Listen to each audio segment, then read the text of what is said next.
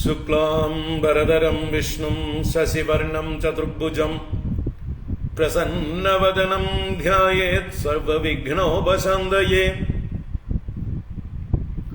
गुरवे सर्वलोकानां भिषजे भवरोगिणां निधये सर्वविद्यानां दक्षिणामूर्तये नमः। जन्माद्यस्य यतोन्मयादितरतश्चार्तेष्वभिज्ञस्वराड् तेने ब्रह्म हृदाय आदिकवये मुह्यन्ति यत्सूरयः तेजो वारिमृदां यदा विनिमयो यत्र त्रिसर्गो मृषा दाम्ना स्वेन सदा निरस्तकुहकं सत्यं परं धीमहि। धर्मः प्रोज्झितकैतवोऽत्र परमो निर्मल्सराणां सतां वेद्यं वास्तवमत्र वस्तु शिवदं तापत्रयोन्मूलनम्। श्रीमद्भागवते महामुनिकृते किं वा परैरीश्वरः सद्यो हृद्यवरुध्यतेऽत्र कृतिभिः शुश्रूषुभिस्तत्क्षणात्। निगमकल्पतरोर्गलितं बलं सुगमुखादमृतद्रवसंयुतं पिबद भागवतं रसमालयं मुहुरहो रसिका भुवि भावुकाः। नारायणं नमस्कृत्य नरं चैव नरोत्तमं देवीं सरस्वतीं व्यासं ततो जयमुदीरयेत्। यं प्रव्रजन्तमनुपेतमपेतकृत्यं द्वैपायनो विरहकातर आजुहाव पुत्रेति तन्मयतया तरवोऽभिनेदुः तं सर्वभूतहृदयं मुनिमानतोऽस्मि। यस्वानुभावमखिलश्रुतिसारमेकम् अध्यात्मदीपमदितितीर्षतां तमोन्दम् संसारिणां करुणयाः पुराणगुह्यं तं व्याससूनुमुपयामि गुरुं मुनीनाम्। मूकं करोति वाचालं पङ्गुं लङ्घयते गिरिं यत्कृपातमहं वन्दे परमानन्दमाधवम्। यं ब्रह्मा वरुणेन्द्ररुद्रमरुदः स्तुन्वन्ति दिव्यैस्तवैः वेदैः साङ्गपदक्रमोपनिषदैः गायन्ति यं सामगाः। ध्यानावस्थिततद्गतेन मनसा पश्यन्ति यं योगिनो यस्यान्तं न विदुः सुरासुरगणाः देवाय तस्मै नमः। कोमलं कूजयन् वेणुं श्यामलोऽयं कुमारकः वेदवेद्यं परं ब्रह्म भासतां पुरतो मम। भूतैर्महद्भिर्ययिमा पुरो विभुः निर्मायशेते यदमूषु पूरुषः भुङ्क्ते गुणान् षोडश षोडशात्मकः सोऽलङ्कृषीष्ट भगवान् वचांसि मे। सच्चिदानन्दरूपाय विश्वोत्पत्त्यादिहेतवे तापत्रय विनाशाय श्रीकृष्णाय वयं नुमः। कृष्णाय वासुदेवाय हरये परमात्मने प्रणतक्लेशनाशाय गोविन्दाय नमो नमः। कृष्णाय वासुदेवाय देवकीनन्दनाय च नन्दगोपकुमाराय गोविन्दाय नमो नमः।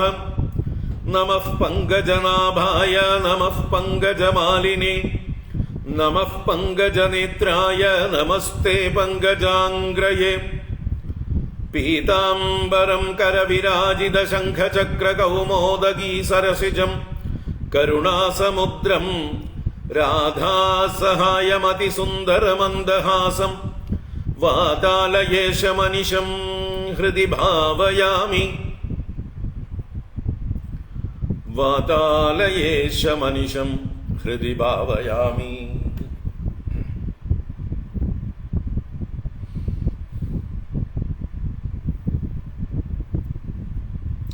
नारायण ഓം നമോ ഭഗവതേ വാസുദേവായ.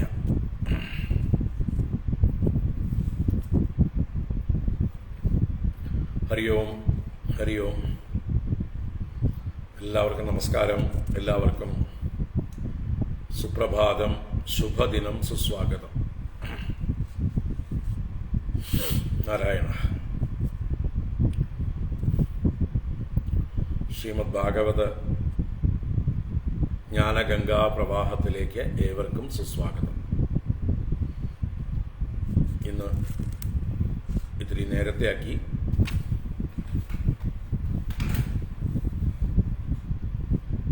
ഉച്ചയ്ക്ക് ശേഷം ഗുരുവായൂർ പോകാനുള്ളത് കൊണ്ട് ഊണ് കഴിഞ്ഞ ഉടനെ ഇറങ്ങണം. അതുകൊണ്ട് ഓക്കെ.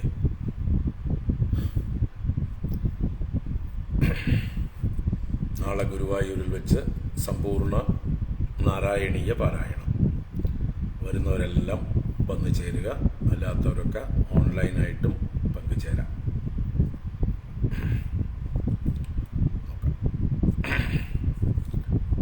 ശ്രീമദ് ഭാഗവതം ചതുർത്ഥ സ്കന്ധം 13-ാം അധ്യായം. ധ്രുവന്റെ വംശചരിതം പറയുന്നു. അതിൽ അങ്കന്റെ ചരിതം ആണ് നമ്മൾ കണ്ടുകൊണ്ടിരിക്കുന്നത്. അങ്കന്റെ പുത്രനായി വേനൻ ജനിക്കുന്നതും പിന്നീട് അടുത്ത അധ്യായത്തിൽ വേനന്റെ ചരിതം, അതിൻ്റെ അടുത്ത അധ്യായത്തിൽ വേനന്റെ കൈകളെ കടഞ്ഞ് ഭഗവാന്റെ തന്നെ അംശാവതാരമായിട്ടുള്ള പൃഥു അവതരിക്കുന്ന പൃഥുവിൻ്റെ ചരിതം ആരംഭിക്കുന്നു. പൃഥുവിൻ്റെ ചരിതം വലിയൊരു ചരിതമാണ്. 9 അധ്യായങ്ങളിൽ വളരെ വിശദമായിട്ട്. നമുക്കിന്ന് ഈ അംഗചരിതം പൂർണ്ണമാക്കാൻ ശ്രമിക്കാം. ഇന്നലെ നമ്മൾ ആരംഭിച്ചത് 12-ാം ശ്ലോകം മുതൽക്കാണ്. അത് മുതൽക്ക് വായിക്കാം. ഓം നമോ ഭഗവതേ വാസുദേവായ. ഓം ശ്രീകൃഷ്ണ പരമാത്മനേ നമഃ. അഥ ശ്രീമദ്ഭാഗവതേ ചതുർത്ഥസ്കന്ധേ 13-ോऽധ്യായഃ.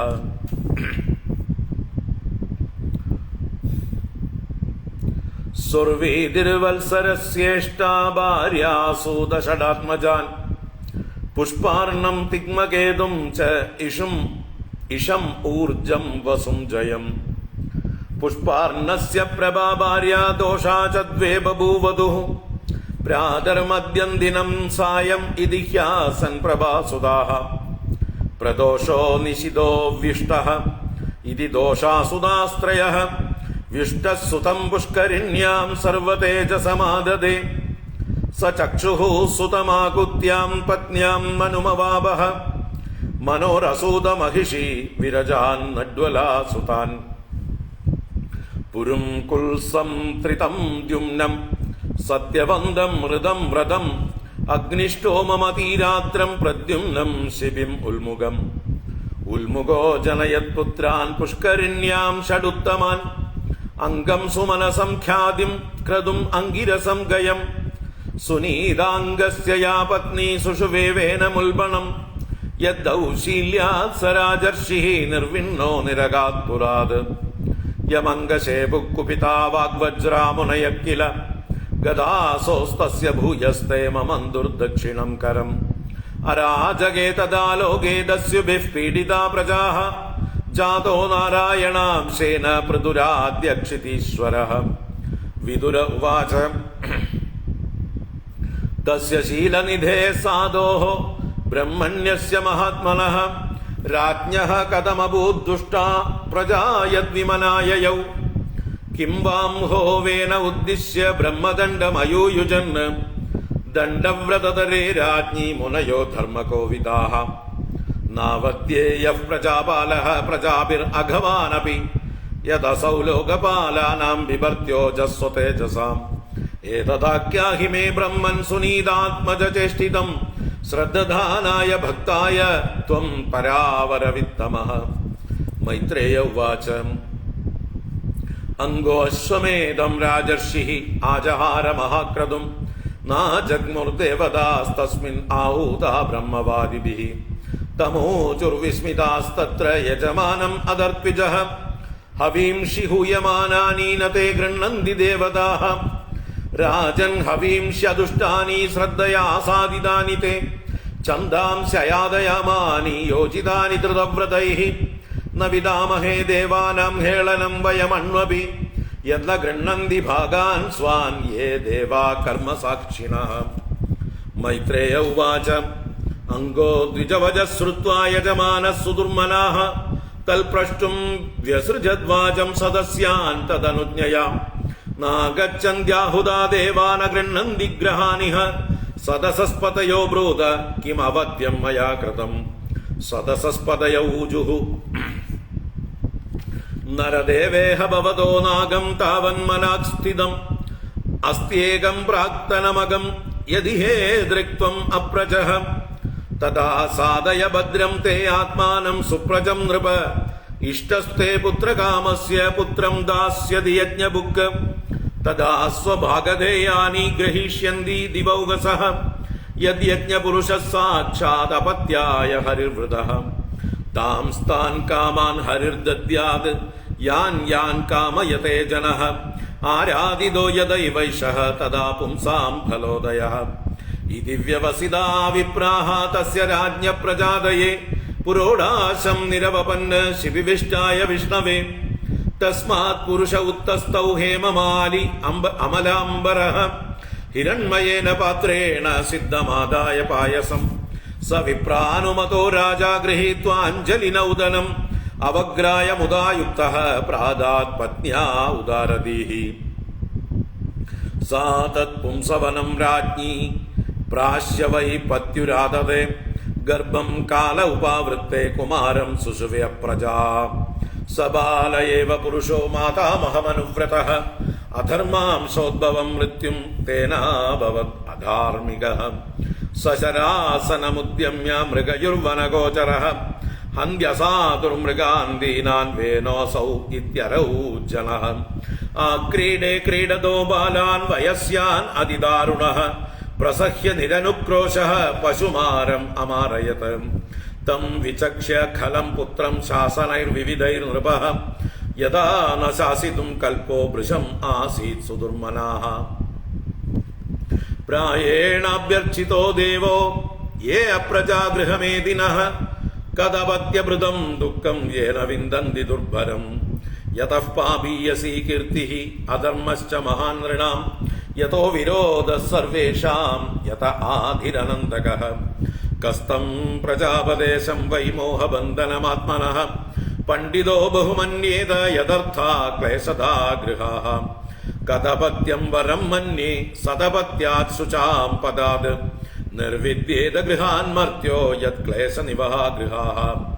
ഏവം സ നിർവിണ്ണമനാ നൃപോ ഗൃഹാത് നിശീത ഉത്ഥായ മഹോദയോദയാത് അലബ്ധ നിദ്രോ അനുപലക്ഷിതോ നൃഭിഃ ഹിത്വാ ഗതോ വേനസുവം പ്രസുപ്താം. വിജ്ഞായ നിർവിദ്യഗതം പതിം പ്രജാഃ പുരോഹിതാമാത്യ സുഹൃദ്ഗണാദയഃ വിചിക്കിരുർവ്യാം അതിശോകകാതരാഃ യഥാ നിഗൂഢം പുരുഷം കുയോഗിനഃ. അലക്ഷയന്തഃ പദവീം പ്രജാപതേഃ ഹതോദ്യമാ പ്രത്യുപസൃത്യ തേ പുരീം ഋഷീൻ സമേതാൻ അഭിവന്ദ്യ സാസ്രവോ ന്യവേദയൻ പൗരവ ഭർതൃവിപ്ലവം. ഹരി ഓം. ഇത് ശ്രീമദ്ഭാഗവതേ മഹാപുരാണേ പാരമഹംസ്യാം സംഹിതായാം ചതുർത്ഥസ്കന്ധേ ത്രയോദശോऽധ്യായഃ. സർവത്ര ഗോവിന്ദനാമ സങ്കീർത്തനം ഗോവിന്ദ ഗോവിന്ദ. നാരായണാഖില ഗുരോ ഭഗവൻ നമസ്തേ. നാരായണാഖില ഗുരോ ഭഗവൻ നമസ്തേ. നാരായണാഖില ഗുരോ ഭഗവൻ നമസ്തേ.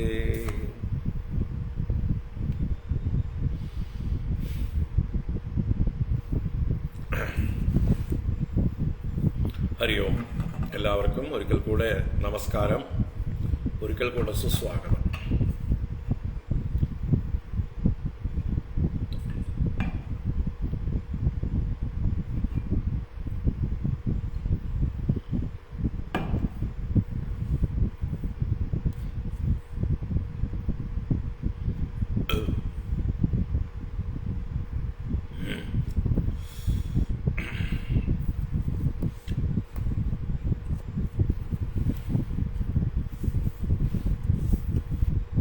നാരായണ. ഹരി ഓം, ഹരി ഓം.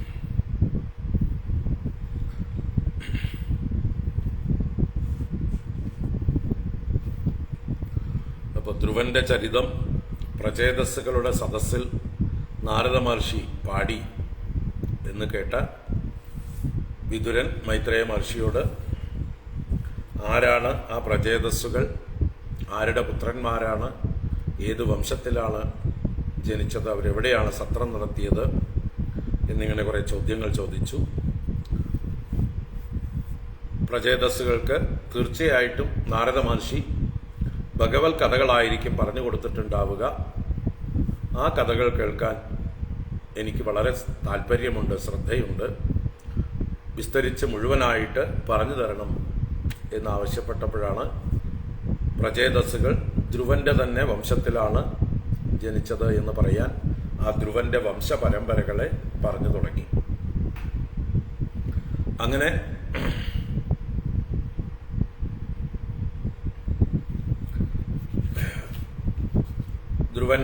ധ്രുവന്റെ മൂത്ത പുത്രനായ ഉൽക്കലന്റെ മാഹാത്മ്യം പ്രത്യേകമായിട്ട് വിശദമായിട്ട് എടുത്തു പറഞ്ഞു. ജന്മനാ തന്നെ വിരക്തനായിരുന്നു. അദ്ദേഹം രാജ്യഭാരം ആഗ്രഹിച്ചില്ല. അതുകൊണ്ട് തന്നെ വത്സരൻ എന്ന് പറഞ്ഞ പുത്രനെയാണ് രാജാവാക്കിയത് ധ്രുവൻ. ആ വത്സരന്റെ വംശത്തെ പിന്നെ പറഞ്ഞു പുഷ്പാർണൻ, വിഷ്ടൻ, അതുപോലെ മഹാതേജസ്, ചക്ഷുസ്, ഉൽമുഖൻ, അങ്കൻ, വേനൻ, പൃഥു, ഇങ്ങനെയുള്ള ആ വംശത്തെക്കുറിച്ച് സൂചിപ്പിച്ചു. അപ്പോൾ ആ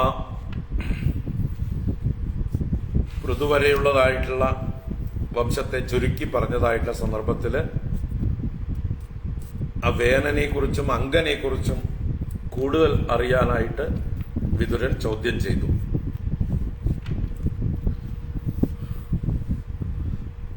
ശീലനിധിയായ ബ്രഹ്മണ്യനും മഹാത്മാവുമായിട്ടുള്ള അംഗരാജാവിന് എങ്ങനെ ദുഷ്ടനായൊരു പ്രജ ജനിച്ചു?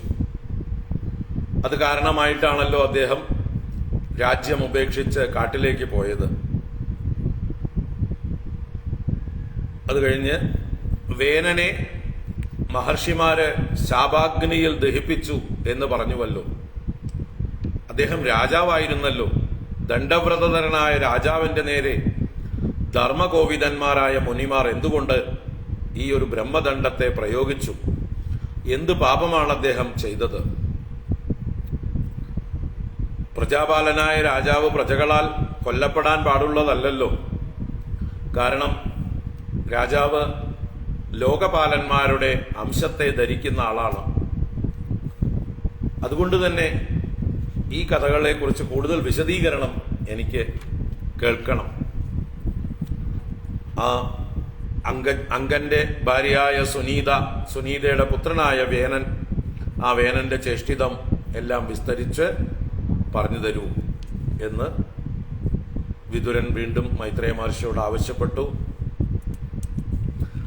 മൈത്രേയ മഹർഷി അങ്കന്റെ ചരിതം പറഞ്ഞു തുടങ്ങി. രാജർഷിയായ അങ്കൻ മഹാക്രതുവായ അശ്വമേധ യാഗം നടത്തി. എന്നാൽ വേദവാദികളായ ബ്രാഹ്മണരാൽ പുരോഹിതന്മാരാൽ ആഹ്വാനം ചെയ്യപ്പെട്ടിട്ടും ദേവതകളൊന്നും വന്നില്ല. ഈ സമയത്ത് ആ ബ്രാഹ്മണർ ഋത്തിക്കുകൾ യജമാനനായ അങ്കനോട് ആശ്ചര്യത്തോടുകൂടി പറഞ്ഞു, അങ്ങയാൽ സമർപ്പിക്കപ്പെടുന്ന അല്ലെങ്കിൽ അങ്ങയ്ക്ക് വേണ്ടി സമർപ്പിക്കപ്പെടുന്നതായിട്ടുള്ള ഹവിസ്സുകൾ ദേവതകൾ ഗ്രഹിക്കുന്നില്ല. വാസ്തവത്തിൽ ഹവിസ്സിന് യാതൊരു ദോഷവുമില്ല. ഞങ്ങൾ വളരെ ശ്രദ്ധാപൂർവം സമർപ്പിച്ചത് തന്നെയാണ്. വേദങ്ങൾ മന്ത്രങ്ങളൊന്നും മറന്നിട്ടില്ല. ധൃതവ്രതന്മാരായ ഞങ്ങളാൽ തന്നെയാണ് അതെല്ലാം ചെയ്യപ്പെട്ടിട്ടുള്ളതും. ഞങ്ങൾക്ക് ദേവന്മാരെ നിന്ദിക്കാൻ അറിയുകയേ ഇല്ല. എന്നിട്ടും ആ ദേവന്മാർ അവരവരുടെ ഭാഗങ്ങളെ വന്ന് സ്വീകരിക്കുന്നില്ല. കർമ്മസാക്ഷികളായ ദേവന്മാർ എന്തോ വിഷമിച്ചിരിക്കുകയാണ് എന്നിങ്ങനെ ആ ഋത്വിക്കുകൾ പറഞ്ഞു. ഈ സമയത്ത് അങ്കൻ ഈ ഋത്വിക്കുകളുടെ വാക്കുകൾ കേട്ട് വിഷമിച്ചുകൊണ്ട് സുദുർമനാഹ തൽ പ്രഷ്ടും വിസൃജത് വാചം സദസ്യാൻ തദനുജ്ഞയ. ആ ഋത്വിക്കുകളുടെ അനുജ്ഞയോടുകൂടെ സദസ്സിൽ ഉള്ളവരായിട്ടുള്ള പ്രമുഖന്മാരോട്, സദസസ്പതികൾ എന്ന് പറയുന്നവരോട് ചോദിക്കാൻ അദ്ദേഹം തന്റെ മൗനവ്രതം ലംഘിച്ചു. അത് പുരോഹിതന്മാരുടെ അനുമതിയോടുകൂടെ എന്ന് പറഞ്ഞു. തദനുജ്ഞയ വാചം വ്യസൃജത്, വാക്കിനെ പ്രകടിപ്പിച്ചു. അദ്ദേഹം ചോദിച്ചു, നാഗച്ഛന്ത്യാഹുതാ ദേവാഹ ന ഗൃഹണന്തി ഗ്രഹാനിഹ സദസസ്പതയോ ബ്രൂത കിമവദ്യം മയാ കൃതം. അപ്പൊ സദസസ്പതയ, അല്ലയോ സദസ്സിൽ പതികളായിരിക്കുന്നവരെ, സഭാപതികളായിരിക്കുന്നവരെ, നിങ്ങൾ പറയുവിൻ. ബ്രൂത ആഹൂദാഹ ദേവാഹ ന ആഗച്ഛന്തി. ആഹ്വാനം ചെയ്യപ്പെട്ടവരായ ദേവന്മാർ വരുന്നില്ലല്ലോ. ഇഹ ഗ്രഹാന്ന ഗൃഹണന്തി. ഈ കൊടുക്കുന്നതായിട്ടുള്ള ഹോമപാത്രങ്ങളെ അല്ലെങ്കിൽ സോമപാത്രങ്ങളെ അവർ സ്വീകരിക്കുന്നില്ലല്ലോ. എന്താണ്? മയാ കിം അവദ്യം കൃതം. ഞാൻ എന്ത് ദോഷമാണ് ചെയ്തത്? നിങ്ങൾ പറയുവിൻ എന്നിങ്ങനെ അംഗരാജാവ് ആ സദസസ്പതികളോട്, സഭാപതികളോട് ചോദ്യം ചെയ്തു. അതിന് മറുപടി ആരംഭിക്കുന്നു ആ സദസസ്പതികൾ. തുടർന്ന് അങ്കന്റെ ചരിതം ബാക്കിയുള്ളതും കൂടി ഈ അധ്യായത്തിൽ തന്നെ തുടരുകയാണ്. കാണാം. സദസസ്പതയ ഊജുഹു നരദേവേഹ ഭവതോ നാഗം താവന്മനാക് സ്ഥിതം അസ്തേകം പ്രാക്തനം അകം യദിഹേ ദൃക്ത്വം അപ്രജഃ. അവരാരംഭിക്കുകയാണ്. സദസസ്പതയ ഊജുഹു. സദസ്സിന്റെ പതികൾ പറഞ്ഞു, നരദേവ ഇഹ ഭവതഃ ന അകം താവത് മനാക് സ്ഥിതം. ഹേ നരദേവ, അല്ലയോ രാജാവേ എന്നർത്ഥം തന്നെയാണ്. നരന്മാരിൽ വെച്ച് ഏറ്റവും പ്രകാശിക്കുന്നവൻ, ഷൈൻ ചെയ്യുന്നവൻ നരദേവൻ. രാജാവ്, രാജ എന്നുള്ള ശബ്ദത്തിനും ഷൈൻ ചെയ്യുന്നവൻ തന്നെയാണ് അർത്ഥം. രാജതേ, പ്രകാശതേ ഇത് രാജ. ദേവഹ എന്ന് പറഞ്ഞാലും ദീപ്യതേ, ദിവ്യതേ എന്നൊക്കെ അർത്ഥമാണ്. പ്രകാശിക്കുന്നവർ ദേവന്മാർ, ഷൈൻ ചെയ്യുന്നവൻ രാജാവ്. രണ്ടും പര്യായങ്ങളായിട്ട് ഉപയോഗിച്ചിരിക്കുന്നു ഇവിടെ. നരദേവ, നരന്മാരിൽ വെച്ച് ഏറ്റവും പ്രകാശിക്കുന്നവനെ. ഇഹ ഭവതഃ ന അകം താവത് മനാക് സ്ഥിതം. ഇഹ, ഇഹ എന്ന് പറഞ്ഞാൽ ഇപ്പോൾ, ഈ ജന്മത്തിൽ എന്നൊക്കെ അർത്ഥം. ഈ ജന്മത്തില് ഭവതഃ അങ്ങയ്ക്ക് മനാക്ക്, മനാക്ക് എന്ന് പറഞ്ഞാൽ അല്പം പോലും, മനാഗഭി എന്ന് പറഞ്ഞാൽ അല്പം പോലും എന്നാണ്. അപ്പൊ മനാക്ക് അകം ന സ്ഥിതം, പാപമില്ല. ഈ ജന്മത്തിൽ അങ്ങ് ഒരു പാപവും ചെയ്തിട്ടില്ല എന്നർത്ഥം. മനാകകം ന സ്ഥിതം. എന്നാൽ പ്രാക്തനം ഏകം അകമസ്തി. പ്രാക്തനം, പ്രാക്തനം എന്ന് പറഞ്ഞാൽ പ്രാചീനമായത്, മുൻ ജന്മങ്ങളിലേത്, ജന്മാന്തരങ്ങളിലേത് എന്ന് സൂചിപ്പിക്കുന്നതാണ് പ്രാക്തനം എന്നുള്ള പ്രയോഗം. അപ്പൊ പ്രാക്തനമായിട്ടുള്ള മുജ്ജന്മത്തിൽ ചെയ്തിട്ടുള്ള ഏകം അകം അസ്തി, ഒരു പാപം ഉണ്ട്. അങ്ങയുടെ പേരിൽ ഒരു പാപം കിടപ്പുണ്ട്. യത് ഇഹ ഈദൃക്ത്വം അപ്രജഃ. യത് അതുകൊണ്ടാണ് ഇഹ ഈ ജന്മത്തിൽ അങ്ങയ്ക്ക് ഈദൃക്ത്വം, ഈദൃക്ത്വം എന്ന ഇപ്രകാരമുള്ള അവസ്ഥ. എന്താണ് അവസ്ഥ? എന്താ ഇപ്പൊ അവസ്ഥയ്ക്ക് കുഴപ്പമെന്നാണെങ്കിൽ അപ്രജഃ, പ്രജയില്ലാത്ത, സന്തതിയില്ലാത്തതായിട്ടുള്ള ഈ ഒരു അവസ്ഥ അങ്ങയ്ക്ക് വന്നു ചേർന്നത് പൂർവജന്മത്തിലെ ഒരു പാപഫലമായിട്ടാണ്. അപ്പോ പൂർവജന്മകൃതമായിട്ടുള്ള അങ്ങയുടെ പാപം അങ്ങയ്ക്ക് സന്താന ദുഃഖം നൽകുന്നു. ഇവിടെ സന്താനം ഇല്ലാത്ത ദുഃഖമാണ് ഇപ്പോൾ ഉള്ളത്. ഇനി അത് സന്താനം ഉള്ള ദുഃഖമായിട്ട് മാറും. എന്തായാലും സന്താനം നിമിത്തമായിട്ടുള്ള ദുഃഖം അനുഭവിക്കുവാനുള്ള പാപം പൂർവജന്മത്തിൽ കിടപ്പുണ്ട്. അതുകൊണ്ടാണ്. അല്ലാതെ ഈ ജന്മത്തിൽ അങ്ങ് യാതൊരു പാപവും ചെയ്തിട്ടില്ല, ഈ ജന്മത്തിൽ അങ്ങ് മഹാനായിരുന്നു, അല്ലെങ്കിൽ ഒരുപാട് സൽക്കർമ്മങ്ങൾ ചെയ്തുകൊണ്ടേയിരിക്കുന്ന ആളാണ്. അതുകൊണ്ട് തന്നെ ഈ ജന്മത്തിലെ പാപമല്ല, ഇത് അങ്ങയുടെ പ്രാരബ്ധം അഥവാ പൂർവജന്മകൃതമായിട്ടുള്ളതാണ്. നരദേവേഹ ഭവതോ നാഗം താവൻ മനാസ്ഥിതം അസ്ത്യേകം പ്രാക്തനമകം യദി ഹേ ദൃക്ത്വം അപ്രജഃ തദാ സാധയ ഭദ്രം തേ ആത്മാനം സുപ്രജം നൃപ ഇഷ്ടസ്തേ പുത്രകാമസ്യ പുത്രം ദാസ്യതി യജ്ഞഭുക്ക്. അപ്പൊ സദസസ്പതികൾ ഒരു അഭിപ്രായം പറഞ്ഞു. അങ്ങക്ക് പുത്രന്മാരില്ല എന്ന് വിചാരിച്ചുകൊണ്ട് അങ്ങ് നിരാശനായിരിക്കേണ്ട ആവശ്യമില്ല. അങ്ങക്ക് വേണമെങ്കിൽ അങ്ങയുടെ പ്രയത്നം ചെയ്യാവുന്നതാണ്. അതാണ് തുടർന്ന് പറഞ്ഞത്. തഥാ സാധയ, അപ്രകാരം അങ്ങ് വേണ്ട പ്രയത്നം ചെയ്യൂ. എന്തിനായിക്കൊണ്ട്? അങ്ങക്ക് പ്രജയുണ്ടാവാൻ. അതാണ് തേ ആത്മാനം സുപ്രജം, തേ ആത്മാനം സുപ്രജം സാധയ തേ ഭദ്രം. അങ്ങ് ആത്മാവിനെ അവനവനെ പ്രജയുള്ളവനാക്കി ചെയ്താലും, സന്തതിയോടുകൂടിയവനാക്കി ചെയ്താലും അങ്ങേക്ക് മംഗളം ഭവിക്കട്ടെ. ആ യജ്ഞബുക്കായ ഭഗവാൻ, യജ്ഞബുക്ക് ഇഷ്ടഹ ചെയ്ത്, ഇഷ്ടഹ എന്ന് പറഞ്ഞാല് ഇഷ്ടി ചെയ്യപ്പെട്ടവൻ, യാഗം ചെയ്യപ്പെട്ടവൻ, പുത്രകാമേഷ്ടിയാൽ ആരാധിതനായ ആ യജ്ഞബുക്കായ ഭഗവാൻ ഇഷ്ടഹ തേ പുത്രം ദാസ്യതി, നിനക്ക് പുത്രനെ നൽകും. അങ്ങാരാണ്? പുത്രകാമസ്യത്തെ, പുത്രനെ കാമിക്കുന്നതായിട്ടുള്ള അങ്ങേക്ക് പുത്രനെ നൽകുന്നതായിരിക്കും. ആര്?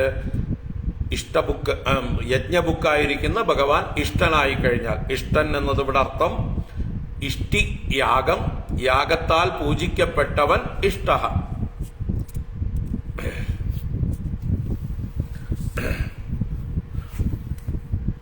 ഇനി നമുക്ക് പ്രിയപ്പെട്ടവരെ ഇഷ്ടന്മാരെന്ന് പറയും അല്ലേ? അതിലും ഈ അർത്ഥമുണ്ട്. നമ്മളുടെ പ്രിയപ്പെട്ടവരെ നമ്മൾ എന്ത് ചെയ്യും? നന്നായി പൂജിക്കും. അപ്പൊ പൂജിക്കപ്പെടുന്നവരാണ് ഇഷ്ടന്മാര്. നന്നായി സൽക്കരിക്കപ്പെടുന്നവരാണ് ഇഷ്ടന്മാര്. ഇവിടെ ഇഷ്ടഹ എന്നുള്ളത് ഇഷ്ടി കൊണ്ട് ആരാധിത, യാഗം കൊണ്ട് അർച്ചിക്കപ്പെടുന്നവൻ, പൂജിക്കപ്പെടുന്നവൻ, പുത്രകാമേഷ്ടിയാൽ ആരാധിക്കപ്പെടുന്നവൻ ഇഷ്ടഹ. അപ്പോ ഭഗവാൻ ഇഷ്ടി ചെയ്യപ്പെട്ടാൽ അങ്ങയ്ക്ക് പുത്രനെ നൽകുന്നതായിരിക്കും. അപ്രകാരം അങ്ങ് വേണ്ട പ്രയത്നം ചെയ്യൂ. തഥാ സാധയ ആത്മാനം.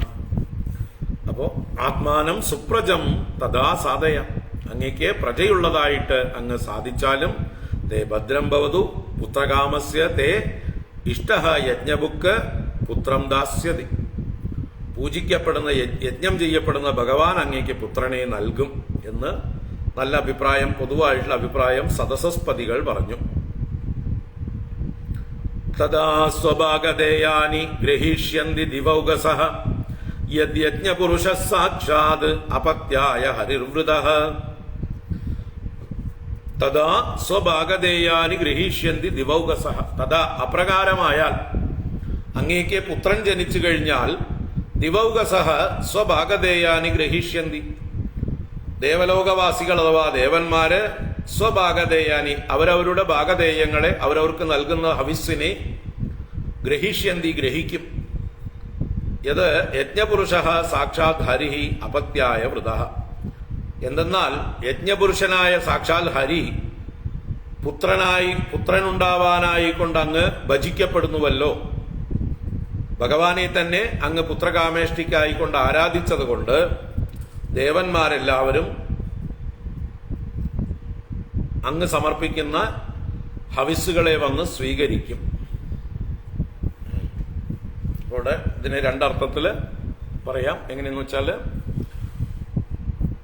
ഇതുവരെ യാഗം ചെയ്ത് ദേവന്മാരെ പ്രസാദിപ്പിക്കാൻ ശ്രമിച്ചിട്ട് ദേവന്മാര് വന്ന് ഹവിസ് സ്വീകരിക്കുന്നില്ല. അപ്പൊ ഇനിയിപ്പോ പുത്രകാമേഷ്ടി ചെയ്താലും ദേവന്മാര് വന്ന് ഹവിസ് സ്വീകരിക്കണം എന്നില്ലല്ലോ.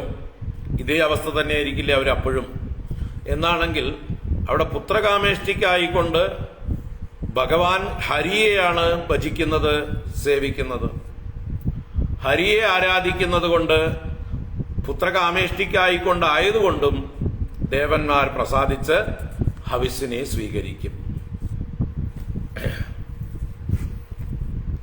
മറ്റൊരർത്ഥത്തിൽ പറഞ്ഞാൽ, അങ്ങ് ഭഗവാനിൽ ഹരിയെ ആരാധിച്ച് പുത്രകാമേഷ്ടി ചെയ്യുമ്പോൾ അങ്ങയ്ക്ക് സന്തതി ഉണ്ടാകും എന്നുള്ള ഉറപ്പ് ആർക്കുണ്ട്? ദേവന്മാർക്കുണ്ട്. അപ്പൊ അങ്ങയ്ക്ക് സന്തതി ഉണ്ടാകുമെന്നുള്ള ധൈര്യത്തിലും ദേവന്മാർ വന്ന് അങ്ങയുടെ ഹവിസ്സുകളെ സ്വീകരിക്കും. അതെന്താ, ദേവന്മാർക്ക് നേരിട്ട് അങ്ങോട്ട് കൊടുത്താൽ അങ്ങോട്ട് വാങ്ങിയിട്ട് പോയാൽ പോരെ എന്നാണെങ്കിൽ, അവർക്ക് ദേവന്മാർക്ക് സന്തോഷമാവണമെങ്കിൽ നമ്മൾ ഇപ്പോൾ കൊടുക്കുന്നത് മാത്രം പോരാ, ഭാവിയിലും കൊടുക്കുമെന്നുള്ളതായിട്ടുള്ള ഉറപ്പ് അവർക്ക് കിട്ടണം. മറ്റതിപ്പോ മക്കളില്ലാത്തതായിട്ടുള്ള രക്ഷിതാക്കൾ ദേവന്മാർക്ക് യജ്ഞങ്ങളൊക്കെ ചെയ്യുമ്പോൾ ഇപ്പോഴുള്ള പ്രസന്റ് ആയിട്ടുള്ള ഇമ്മീഡിയറ്റ് ആയിട്ടുള്ള യാഗം, അതിന്റെ യജ്ഞഭാഗം അവർക്ക് ലഭിക്കും, ശരി. പക്ഷെ ഭാവിയിൽ ലഭിക്കില്ലല്ലോ. ഭാവിയിൽ ബുദ്ധിമുട്ട്, കാരണം സന്തതികളില്ലാത്തത് കൊണ്ട്.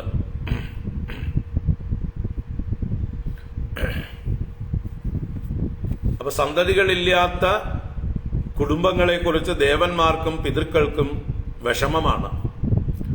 കാരണം അവർക്ക് കിട്ടാനുള്ള പങ്ക് ഭാവിയിൽ കൊടുക്കാനുള്ള ആളുകൾ ഇല്ലാത്തത് കൊണ്ട്.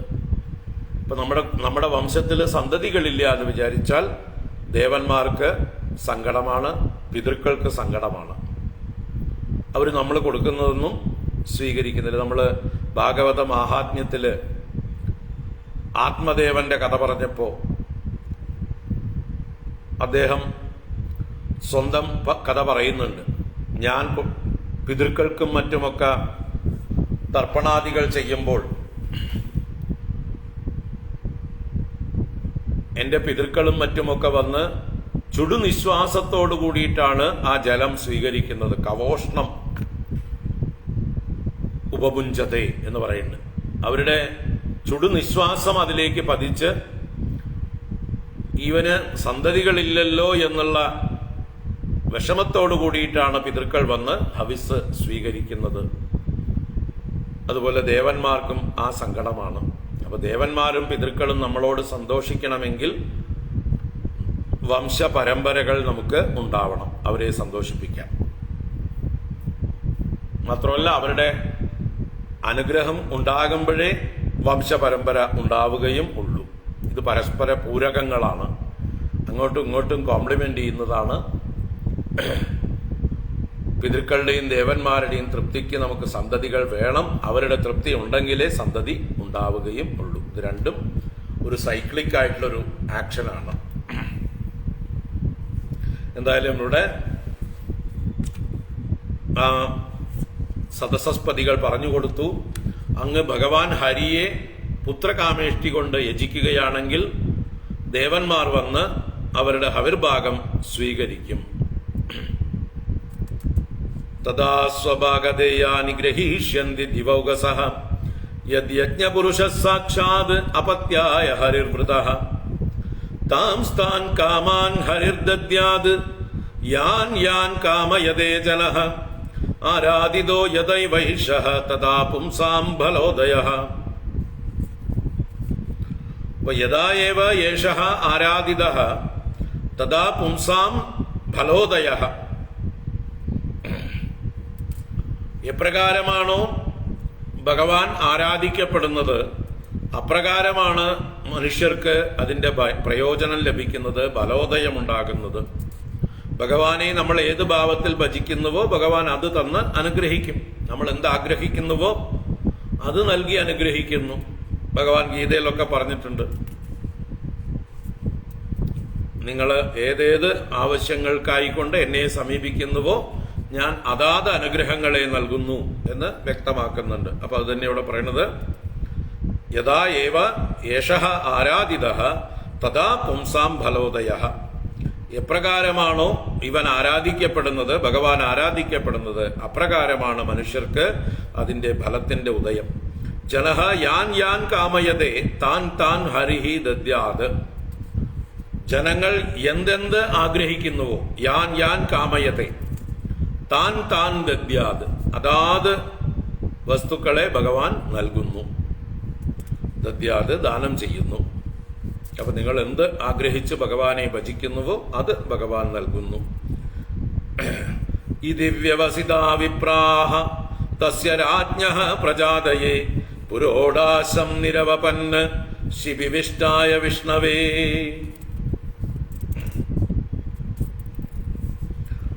ഇതി വ്യവസിതാ വിപ്രാഹ തസ്യ രാജ്ഞഃ പ്രജാതയെ ശിബിവിഷ്ടായ വിഷ്ണവേ പുരോടാശം നിരവപന്. ഇപ്രകാരം വ്യവസിതാഹ വിപ്രാഹ നിശ്ചയിച്ചവരായിട്ടുള്ള ബ്രാഹ്മണർ സദസസ്പതികളുടെ ഉപദേശപ്രകാരം പുരോഹിതന്മാരായിട്ടുള്ള ബ്രാഹ്മണരും നിശ്ചയിച്ചു. അത് തന്നെയാണ് വേണ്ടത്. ഇദ്ദേഹത്തിന് വേണ്ടി നമുക്ക് പുത്രകാമേഷ്ടി ചെയ്യാം എന്ന് തീരുമാനിച്ചു. അങ്ങനെ നിശ്ചയിച്ച ബ്രാഹ്മണര് തസ്യ രാജ്ഞഃ പ്രജാതയെ, ആ രാജാവിന് പ്രജാതി, പ്രജാതി എന്ന് പറഞ്ഞ സന്തതിയുടെ ജനനം, പ്രകർഷേണയുള്ള ജനനം. അപ്പൊ സന്തതി ഉണ്ടാവാനായിക്കൊണ്ട്, പ്രജയ്ക്കായിക്കൊണ്ട് ശിബിവിഷ്ടായ വിഷ്ണവേ പുരോടാശം നിരവപന്, വിഷ്ണുവിനായിക്കൊണ്ട് പുരോടാശത്തെ, പുരോടാശം എന്ന് പറഞ്ഞാൽ ഹവിസാണ്, ഹവിസിനെ നിരവപന് നിർവപനം ചെയ്തു. വപനം ചെയ്യുക എന്ന് പറഞ്ഞാൽ വിതറുക, വതയ്ക്കുക എന്നൊക്കെ അർത്ഥമാണ്. ഇവിടെ ഹോമകുണ്ഡത്തിലേക്ക് വതച്ചു, അഥവാ അതൊരു വിതയ്ക്കലും കൊയ്യലും ഒക്കെ തന്നെയാണ്. ഹോമകുണ്ഡത്തിലേക്ക് ഹവിസിനെ വിതയ്ക്കുന്നു, തിരിച്ചതിന്റെ ഫലം കൊയ്യുന്നു. അപ്പൊ ഒരു വപനം തന്നെയാണ്. പുരോടാശം നിരവപന് ഹോമിച്ചു. ആർക്കായിക്കൊണ്ട്? വിഷ്ണവേ എന്ന് പറഞ്ഞാൽ വിഷ്ണുവിനെ വിശേഷിപ്പിച്ചത് ശിബിവിഷ്ടായ വിഷ്ണവേ, ശിബിവിഷ്ടനായ എന്ന് പറഞ്ഞാല് ശിബി ശബ്ദത്തിന് ഒരുപാട് അർത്ഥങ്ങളുണ്ട്. പശു എന്ന് മുഖ്യ അർത്ഥം, ജലം എന്നർത്ഥം, ഇനി ത്വക്ക് അഥവാ ചർമ്മം എന്നർത്ഥമുണ്ട്, രശ്മികൾ അഥവാ സൂര്യരശ്മികൾ, അതിന് ശിബി എന്നർത്ഥമുണ്ട്. ഇവിടെ പശുവിൽ പ്രവേശിച്ചവൻ എന്നാണ് ശിബിവിഷ്ട ശബ്ദത്തിന് അർത്ഥം. അല്ലെങ്കിൽ ജലത്തിൽ ശയിക്കുന്നവൻ നാരായണൻ എന്നും അർത്ഥം തന്നെയാണ്. നാരായണൻ തന്നെയാണ് ഇവിടെ യജ്ഞരൂപേണ പശുക്കളിൽ സ്ഥിതി ചെയ്യുന്നവൻ എന്ന അർത്ഥത്തിലാണ് ശിബിവിഷ്ടൻ എന്ന് പറയുന്നത്. ഭഗവാൻ തന്നെയാണ് യജ്ഞരൂപേണ പശുക്കളിൽ പ്രവേശിച്ചിരിക്കുന്നു. ആ പശുക്കളുടെ ഗോമയങ്ങളായ ദ്രവ്യങ്ങളെ കൊണ്ടാണ് യാഗങ്ങൾ നടത്തപ്പെടുന്നത്. അതുകൊണ്ടാണ് യജ്ഞരൂപനായ ഭഗവാൻ പശുക്കളിൽ പ്രവേശിച്ചിരിക്കുന്നു. അതുകൊണ്ട് പശുക്കൾ ഭഗവാന്റെ സാന്നിധ്യം എപ്പോഴും വഹിക്കുന്നവരാണ്. ആ പശുവിന്റെ ചാണകം ഹോമങ്ങൾക്ക്, യാഗങ്ങൾക്ക് ആവശ്യമായിട്ടുള്ള വസ്തുവാണ്. അതിന്റെ ഗോമൂത്രം, അതിന്റെ പാല്, ആ പാലിൽ നിന്നാണ് നെയ്യും മറ്റുമൊക്കെ എടുക്കുന്നതും. അപ്പൊ പശുവിന്റെ ശരീരം മുഴുവൻ യജ്ഞത്തിന് ആവശ്യമായ ദ്രവ്യങ്ങളാണ്. അതുകൊണ്ട് യജ്ഞമൂർത്തിയായിട്ട് തന്നെയാണ് പശുവിനെ സങ്കല്പിക്കുന്നത്. അതുകൊണ്ട് തന്നെയാണ് പശുവിനെ കൊല്ലാൻ പാടില്ലാത്തതും. നമുക്ക് ഭാരതീയർക്ക്, സനാതന ധർമ്മികൾക്ക് ഭഗവാൻ സാന്നിധ്യം ചെയ്യുന്നു, മഹാലക്ഷ്മി സാന്നിധ്യം ചെയ്യുന്നു, 33 കോടി ദേവകളും സാന്നിധ്യം ചെയ്യുന്നു പശുവില്. അപ്പൊ ഇതി വ്യവസിതാ വിപ്രാഹ തസ്യ രാജ്ഞഃ പ്രജാതയേ പുരോടാശം നിരവപൻ ശിബിവിഷ്ടായ വിഷ്ണവേ. വിഷ്ണുവിനായിക്കൊണ്ട് പുരോടാശത്തെ ഹോമം ചെയ്തു. തസ്മാത് പുരുഷ ഉത്തസ്തൗ ഹേമമാലി അമലാംബരഃ ഹിരൺമയേന പാത്രേണ സിദ്ധമാദായ പായസം. തസ്മാത് അതിൽ നിന്ന്, ആ അഗ്നിയിൽ നിന്ന് നർത്തം, ഏത് അഗ്നിയിലാണോ ഹോമിച്ചത് ആ അഗ്നിയിൽ നിന്ന് പുരുഷ ഉത്തസ്തൗ, ഒരു പുരുഷൻ ഉത്ഥാനം ചെയ്തു, ഒരു ദേവൻ ഉയർന്നു വന്നു. ഹേമമാലി, സ്വർണമാല ധരിച്ചിട്ടുള്ള ആളാണ്. അമലാംബരഃ, നല്ല നിർമ്മലമായ വസ്ത്രം ധരിച്ചിട്ടുള്ള ആളാണ്. അങ്ങനെയുള്ള അദ്ദേഹം സിദ്ധം പായസം ഹിരൺമയേന പാത്രേണ ആദായ. സിദ്ധം പായസം എന്ന് പറഞ്ഞാൽ ഇതിന് പ്രസാദമായി പക്വമായ പായസം. ഇദ്ദേഹത്തിന് അംഗരാജാവിന് കൊടുക്കാനുള്ളതായിട്ടുള്ള പായസത്തെ, സിദ്ധമായ പായസത്തെ ഹിരൺമയേന പാത്രേണ ആദായ, സ്വർണമയമായ പാത്രത്തിൽ എടുത്തിട്ട് എന്നാണ്.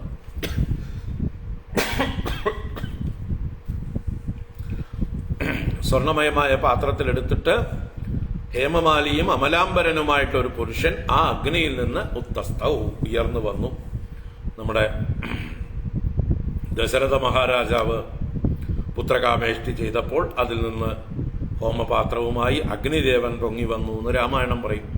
അപ്പം അതുപോലെ ഇവിടെ അഗ്നിദേവൻ തന്നെ ആവാം, ഏതോ ഒരു ദേവൻ പൊങ്ങി വന്നു.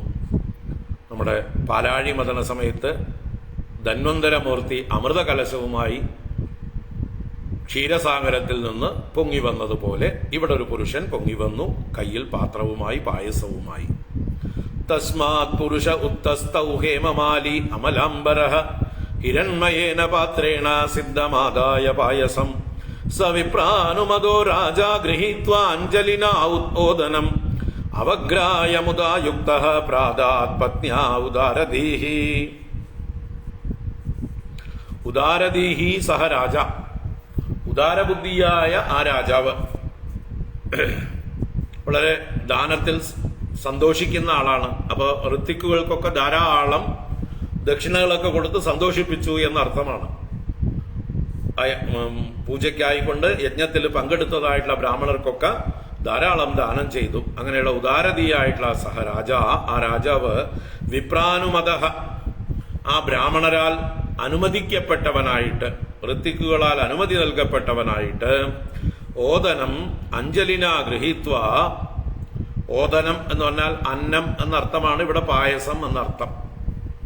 ചോറിനെ ഓദനം എന്ന് പറയും.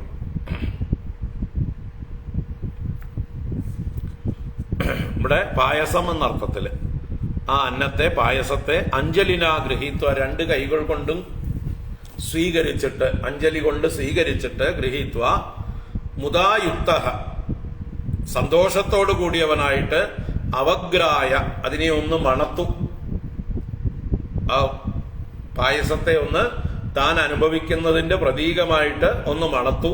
എന്നിട്ട് പത്നിയൈ പ്രാദാത്, അദ്ദേഹത്തിന് ഒരു പത്നിയെ ഉണ്ടായിരുന്നുള്ളൂ മുഖ്യമായിട്ട്, അതുകൊണ്ട് അവൾക്കായിട്ട് കൊടുത്തു. ദശരഥനെ പോലെ പങ്കുവെക്കേണ്ട ആവശ്യം വന്നില്ല. സുനീത എന്ന ഒരു ഭാര്യ, ആ സുനീതയ്ക്കായിക്കൊണ്ട് ആ പായസത്തെ കൊടുത്തു. പത്നിയൈ പ്രാദാത്, പത്നിക്കായിക്കൊണ്ട് നൽകി. സവിപ്രാനുമതോ രാജാ ഗൃഹീത്വാ അഞ്ജലിന ഔദനം അവഗ്രായ മുദാ യുക്തഃ പ്രാദാത് പത്ന്യാ ഉദാരദീഹി. സാ തൽ പുംസവനം രാജ്ഞി പ്രാശ്യ വൈ പത്യുരാദദേ ഗർഭം കാല ഉപാവൃത്തെ കുമാരം സുഷുവേ പ്രജാ. സാ എന്ന് പറഞ്ഞാൽ അവൾ. ആരാണവൾ? ആ സുനീത എന്ന രാജ്ഞി. അവൾ അപ്രജയായിരുന്നു. അപ്രജ എന്ന് പറഞ്ഞാൽ സന്തതിയില്ലാത്തവൾ.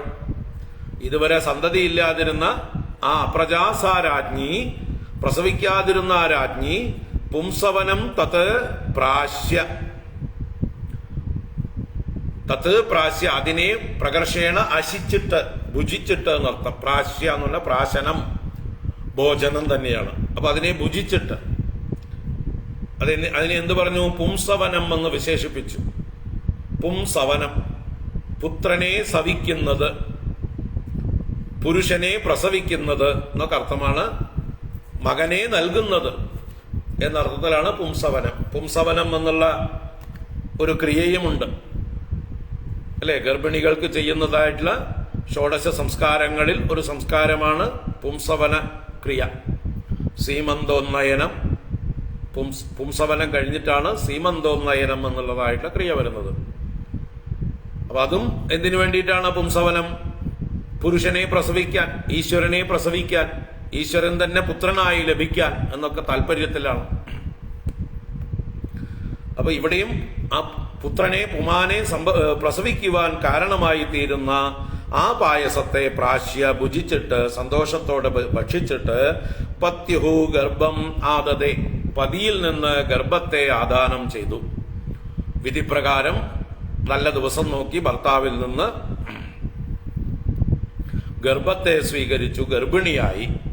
കാലേ ഉപാവൃത്തെ കുമാരം സുഷുവേ, കാലം ഉപാവൃത്തമായപ്പോൾ എന്ന് പറഞ്ഞാൽ 9 മാസം അല്ലെങ്കിൽ 10 മാസം തികഞ്ഞപ്പോൾ കുമാരം സുഷുവെ, ഒരു കുമാരനെ, ഒരു ബാലനെ പ്രസവിച്ചു. ഒരു ആൺകുട്ടിയെ സൂചിപ്പിക്കാൻ വേണ്ടിയ കുമാര ശബ്ദം പ്രയോഗിച്ചത്. ഒരു ആൺകുട്ടിയെ പ്രസവിച്ചു.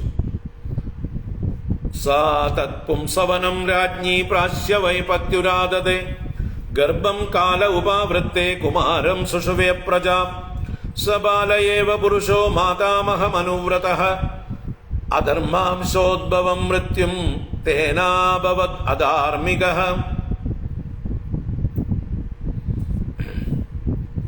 സഹ പുരുഷഃ ബാലഃ ഏവ, അവൻ ബാലനായിരിക്കെ തന്നെ, ആ കുട്ടി, ആ കുമാരൻ ബാലനായിരിക്കെ തന്നെ അധർമാംശോദ്ഭവം മാതാമഹം മൃത്യും അനുവ്രതഃ തേന അധാർമികഃ അഭവത്.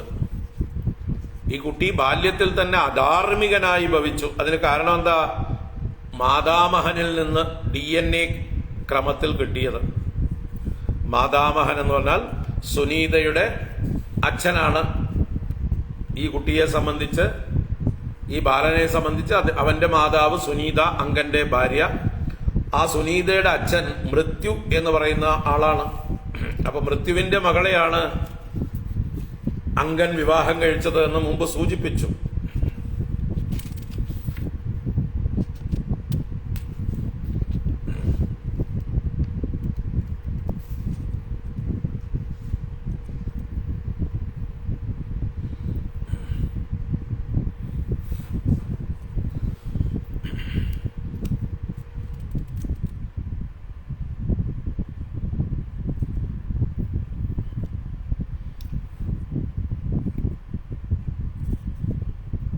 സുനീത അംഗസ്യ യാ പത്നി സുഷുവേ വേനമുൽബണം. അവിടെ അച്ഛന്റെ പേര് പറഞ്ഞിട്ടില്ല. ഇവിടെയാണ് നമുക്ക്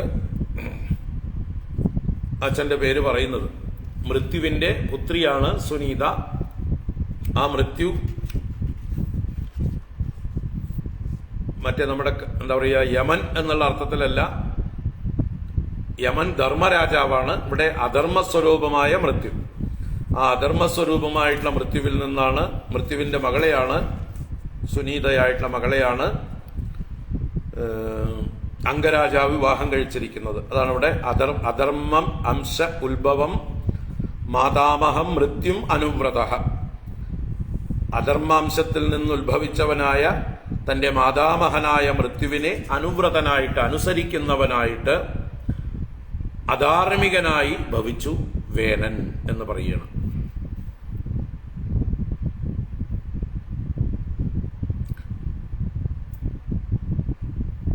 അല്ലെങ്കിൽ പിതാമഹനായിട്ടുള്ള, മാതാമഹനായിട്ടുള്ള മൃത്യുവിന്റെ സ്വഭാവം കിട്ടി. മൃത്യു എന്താ സ്വഭാവം? എല്ലാം നശിപ്പിക്കലാണ് മൃത്യുവിന്റെ സ്വഭാവം. ആ സ്വഭാവം കിട്ടി. ഇവിടെ അധർമാംശ ഉത്ഭവം എന്നുള്ളതിനെ ഈ അംഗരാജാവിന്റെ പൂർവജന്മ പാപം തന്നെ അധർമ്മം എന്ന് വേണമെങ്കിൽ പറയാം. ആ പൂർവജന്മ പാപത്തിൽ നിന്നുണ്ടായിട്ടുള്ളതായതുകൊണ്ട്, അധർമാംശത്തിൽ നിന്ന് ജനിച്ചവനായതുകൊണ്ട് അധർമ്മമാർഗത്തില് വാസന വേനന്, ഈ പുത്രന്. തുടർന്ന് കാണാം. സശരാസനമുദ്യമ്യ മൃഗയുർവനഗോചരഃ ഹന്യസാധുർമൃഗാൻ ദീനാൻ വേനോസൗ ഇത്യരൗചനഃ. ആ കുട്ടി ചെറുതായിരിക്കുമ്പോ തന്നെ സഹ ശരാസനം ഉദ്യമ്യ. ശരാസനം എന്ന് പറഞ്ഞാൽ വില്ലാണ്, ശരത്തെ അസിക്കുന്നത്, അമ്പിനെ തൊടുത്തു വിടുന്നത് കൊണ്ട് വില്ലിന്റെ പേരാണ് ശരാസനം. അപ്പൊ അവൻ ശരാസനത്തെ, വില്ലിനെ ഉയർത്തിപ്പിടിച്ചുകൊണ്ട് മൃഗയുഹു എന്ന് പറഞ്ഞാല് വേട്ടയാടാൻ തൽപരനായിട്ട്, ഒരു വേടനായിക്കൊണ്ട്, നായാട്ടിൽ തൽപരനായിക്കൊണ്ട്, വനഗോചരഃ എപ്പോഴും കാട്ടിൽ അലഞ്ഞു തിരിയുന്നവനായി തീർന്നു. എന്നിട്ട് ഹന്തി അസാധുർ മൃഗാൻ ദീനാൻ. അസാധു, അവൻ അസാധുവാണ്. അസാധു എന്ന് അവനെ വിശേഷിപ്പിച്ചതാണ്. ദുഷ്ടനായിട്ടുള്ള അവൻ വില്ലുയർത്തിപ്പിടിച്ചുകൊണ്ട്, നായാട്ടിന് തൽപരനായിക്കൊണ്ട്, വനത്തിൽ ആശ്രയിച്ചവനായിട്ട് ദീനാൻ മൃഗാൻ ഹന്തി. അങ്ങനെ എടുക്കണം. ദീനന്മാരായ മൃഗങ്ങളെ എന്ന് പറഞ്ഞാൽ ഗർഭിണികളായ മൃഗങ്ങളെയും, വയ്യാത്ത മൃഗങ്ങളെയും, കുഞ്ഞുങ്ങളായ മൃഗങ്ങളെയൊക്കെ നായാട്ടിൽ കൊല്ലുക എന്നുള്ളത് നിന്ദ്യമായിട്ടുള്ള പ്രവൃത്തിയാണ്. അത് അധർമ്മമായിട്ടാണ് പറഞ്ഞിരിക്കുന്നത്. അത് ചെയ്യാൻ പാടില്ല. ഗർഭിണികളായ മൃഗങ്ങളെ കൊല്ലരുത്, ഇണചേരുന്ന മൃഗങ്ങളെ കൊല്ലരുത്, കുഞ്ഞുങ്ങളായ മൃഗങ്ങളെ കൊല്ലരുത്, വൃദ്ധരായ മൃഗങ്ങളെ കൊല്ലരുത്, എന്തെങ്കിലും വൈകല്യമുള്ളതായിട്ടുള്ള മൃഗങ്ങളെ കൊല്ലരുത്. എന്നുവെച്ചാൽ എന്തിനാണ് നായാട്ട് രാജാക്കന്മാർക്ക് അനുവദിച്ചിരിക്കുന്നത്? തിന്നാൻ വേണ്ടിയിട്ടല്ല, അവരുടെ കൈക്കരുത്ത് നിലനിർത്താൻ വേണ്ടിയിട്ടാണ്, അവരുടെ കൈ അറപ്പ് മാറാൻ വേണ്ടിയിട്ടാണ്. ഭരണാധികാരികളായിട്ടുള്ള ഇവര് ശിക്ഷ കൊടുക്കാൻ ശക്തിയുള്ളവരായിരിക്കണം എപ്പോഴും. വളരെ സാത്വികന്മാരായിരുന്നാൽ അവർക്ക് ദണ്ഡിക്കാനുള്ളതായിട്ടുള്ള ശക്തി നഷ്ടപ്പെട്ടു പോകും. അപ്പോൾ ദുഷ്ടന്മാരെ ഹിംസിക്കാൻ അല്പം ക്രൂരത വേണം. അതുപോലെ ശത്രു രാജാക്കന്മാരെ ആക്രമിച്ചാൽ തിരിച്ചാക്രമിക്കാനുള്ള കരുത്ത് വേണം. കൈ അറപ്പ് ഉണ്ടാവാൻ പാടില്ല. രക്തം കണ്ടാൽ മയങ്ങി വീഴാൻ പാടില്ല. അറപ്പ് മാറിയിരിക്കണം. അപ്പൊ അതിനു വേണ്ടിയിട്ടാണ് വന്യമൃഗങ്ങളെ, ക്രൂരമൃഗങ്ങളെ, പിന്നെ നല്ല ആരോഗ്യമുള്ള മൃഗങ്ങളെയൊക്കെ വേട്ടയാടാനാണ് അനുമതി കൊടുത്തിരിക്കുന്നത്. അല്ലാതെ സാധു മൃഗങ്ങളെ വേട്ടയാടാൻ നായാട്ടില് അനുമതിയില്ല. അപ്പൊ ഇവൻ അധാർമികനായതുകൊണ്ട് ഈ ദീനമൃഗങ്ങളെയെല്ലാം ഹനിച്ചു. ദീനാൻ മൃഗാൻ ഹന്തി അസൗ വേനഹ ഇതി ജനഹ അരൗദ്.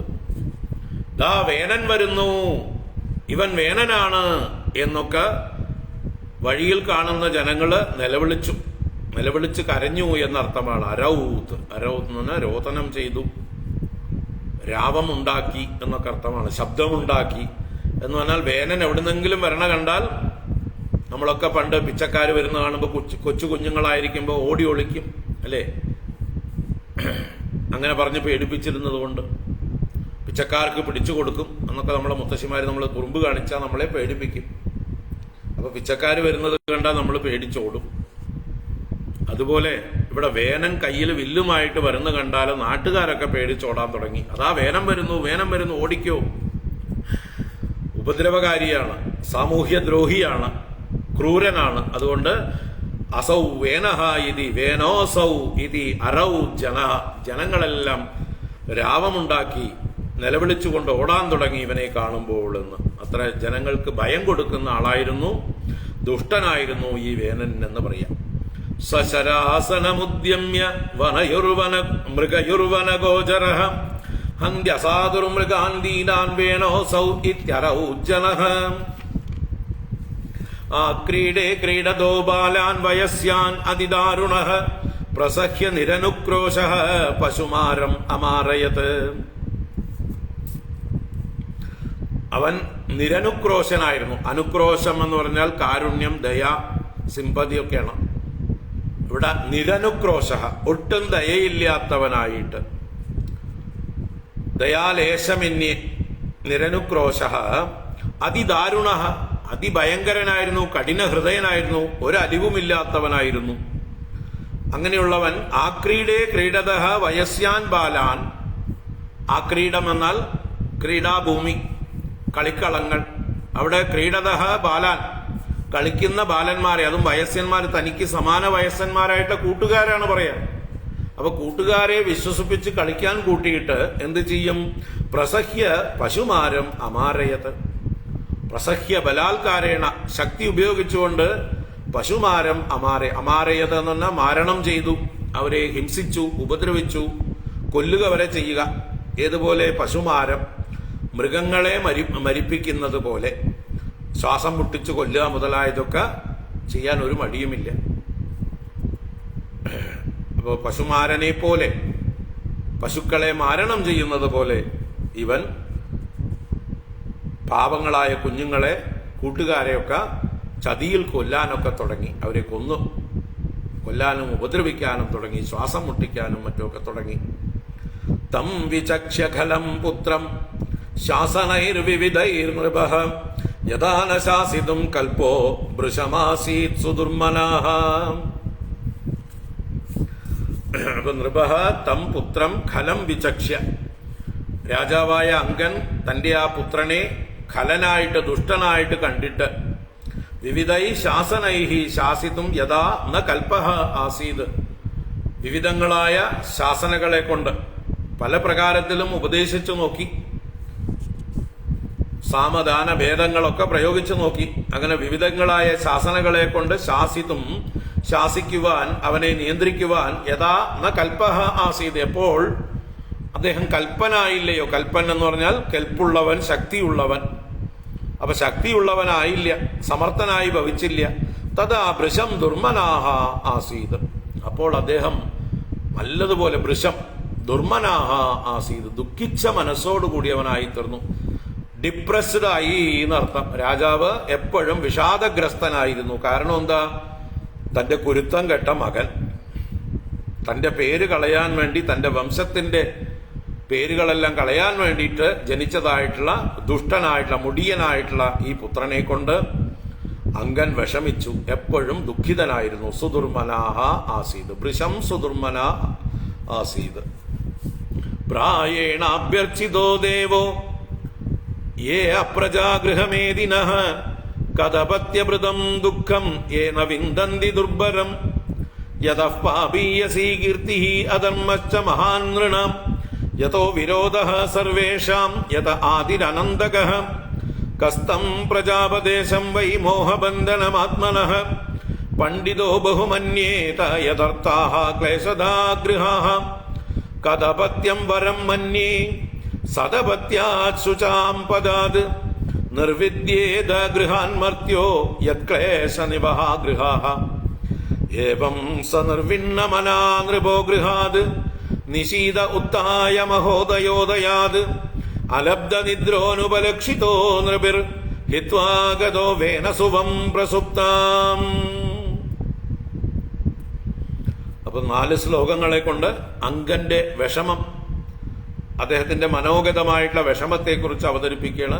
43 മുതൽ 46 വരെയുള്ള ശ്ലോകങ്ങളിൽ അങ്ങനെ ചിന്തിച്ചതായിട്ടുള്ള ആ അംഗരാജാവ് വിഷണ്ണനായി, അല്ലെങ്കിൽ വൈരാഗ്യം വന്നവനായി, രാത്രിയിൽ ഭാര്യയോട് പറയാതെ നാടും നഗരവും ഉപേക്ഷിച്ച് വനത്തിലേക്ക് പോകുന്ന, അതാണ് 47-ാം ശ്ലോകത്തിൽ പറയുന്നത്.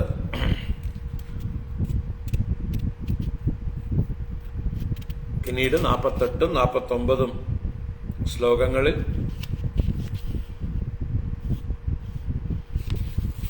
അദ്ദേഹത്തിന്റെ പ്രജകൾ അദ്ദേഹത്തെ തെരഞ്ഞു പോകുന്നതും കണ്ടുകിട്ടാതിരിക്കുന്നതുമായിട്ടുള്ള അവരുടെ സങ്കടത്തെ അവതരിപ്പിച്ചു. അപ്പൊ 43-ാം ശ്ലോകം നോക്കാം. പ്രായേണ അഭ്യർച്ചിതോ ദേവോ യേ അപ്രജാഗൃഹമേദിനഃ കഥപത്യഭൃതം ദുഃഖം ഏന വിന്ദന്തി ദുർഭരം. അദ്ദേഹം സ്വയം പറയുകയാണെങ്കിലും ലോകത്തിനുള്ള ഒരു പാഠവും കൂടിയാണ്, ലോകത്തിനുള്ള ഒരു ഉപദേശം കൂടിയാണ്. അദ്ദേഹം പറയണു, ഏ അപ്രജാഹ ഗൃഹമേദിനഃ,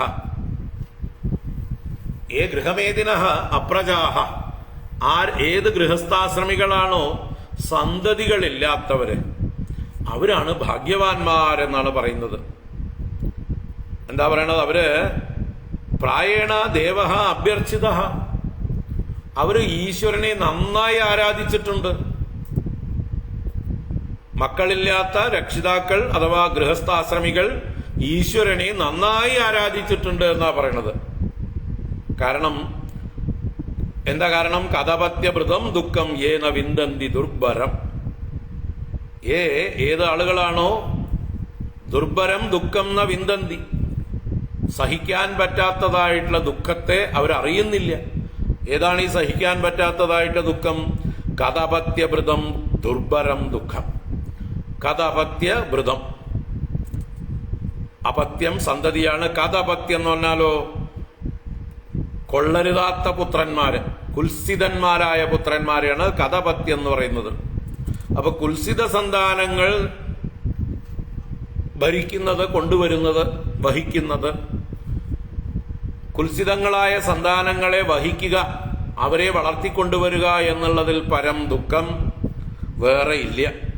അപ്പൊ കഥപത്യഭൃതം ദുഃഖം ദുർഭരം ദുഃഖം ന വിന്ദന്തി, അവർ ഭാഗ്യവാന്മാരാണ് ഈ ഗൃഹസ്ഥാശ്രമികൾ. എന്താണ്? മക്കളില്ലാത്തവരായിട്ടുള്ള ഗൃഹസ്ഥാശ്രമികൾ ഈശ്വരനെ നല്ലോണം ആരാധിച്ചിട്ടുണ്ട്. കാരണം അവർക്ക് ഈ പുത്രന്മാര് ദുഷ്ടന്മാരായിട്ട് അതിന്റെ ദുഃഖം അനുഭവിക്കേണ്ടി വരുന്നില്ലല്ലോ, ആ ക്ലേശം അനുഭവിക്കേണ്ടി വരുന്നില്ലല്ലോ.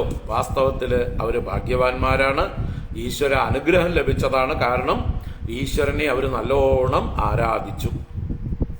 അപ്പൊ മക്കളില്ലാത്തവർക്കുള്ള ആശ്വാസ വചനങ്ങളാണിത്. ഇങ്ങനെയാണ് ആശ്വസിക്കേണ്ടത്. മക്കൾ ഉണ്ടായിരുന്നെങ്കിൽ കള്ളുകുടിയന്മാരും കഞ്ചാവ് വലിയന്മാരും കള്ളന്മാരും കൊള്ളക്കാരും പെണ്ണുപിടിയന്മാരും ഒക്കെ ആണെങ്കിൽ ആലോചിച്ചു നോക്കുക. എത്ര അച്ഛനമ്മമാര് നാണം കെട്ടുകൊണ്ട് തീ തിന്നുകൊണ്ട് ഓരോ ദിവസവും ഉറക്കമില്ലാതെ ജീവിതത്തെ ശപിച്ചുകൊണ്ട് കഴിച്ചു കൂട്ടുന്നുണ്ടെന്നറിയൂ. പ്രത്യേകിച്ച് നമ്മുടെ കേരളത്തിൽ.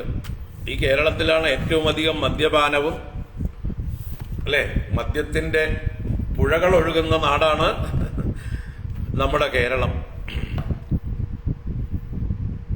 ഇപ്പോഴുള്ള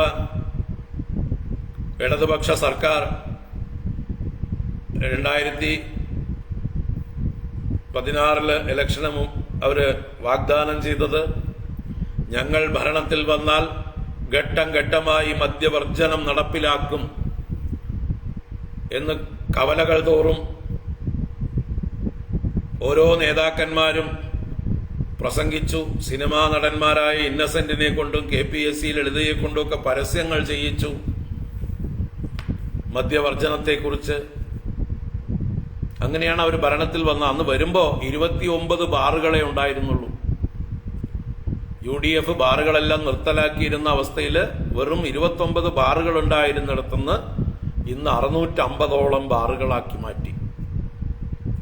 അത് മാത്രമല്ല, ഇനി എന്താ പറയുക, സ്കൂളുകളിൽ പോലും കൗണ്ടർ തുടങ്ങുന്നുള്ള മട്ടിലാണ് നിൽക്കുന്നത്. വരാൻ പോകുന്നുണ്ട്, കണ്ടു തന്നെ അറിയാം. കുട്ടികൾക്കൊക്കെ വെള്ളം കുടിക്കാൻ കൊടുക്കുന്നതിന് പകരം ഇനി വാട്ടർ ബോട്ടിൽ കൊടുക്കുന്നതിന് പകരം മദ്യക്കുപ്പികൾ കൊടുക്കുന്ന കാലം വിദൂരമല്ല. അപ്പൊ നമ്മുടെ സന്തതികളെ മുഴുവൻ കുടിപ്പിച്ച് കിടത്തിയിരിക്കുകയാണ്, നശിപ്പിച്ച് കിടത്തിയിരിക്കുകയാണ്. മാത്രമല്ല, കേരളത്തിലാണ് എല്ലാ മയക്കുമരുന്നിന്റെയും ഹബ്ബ്.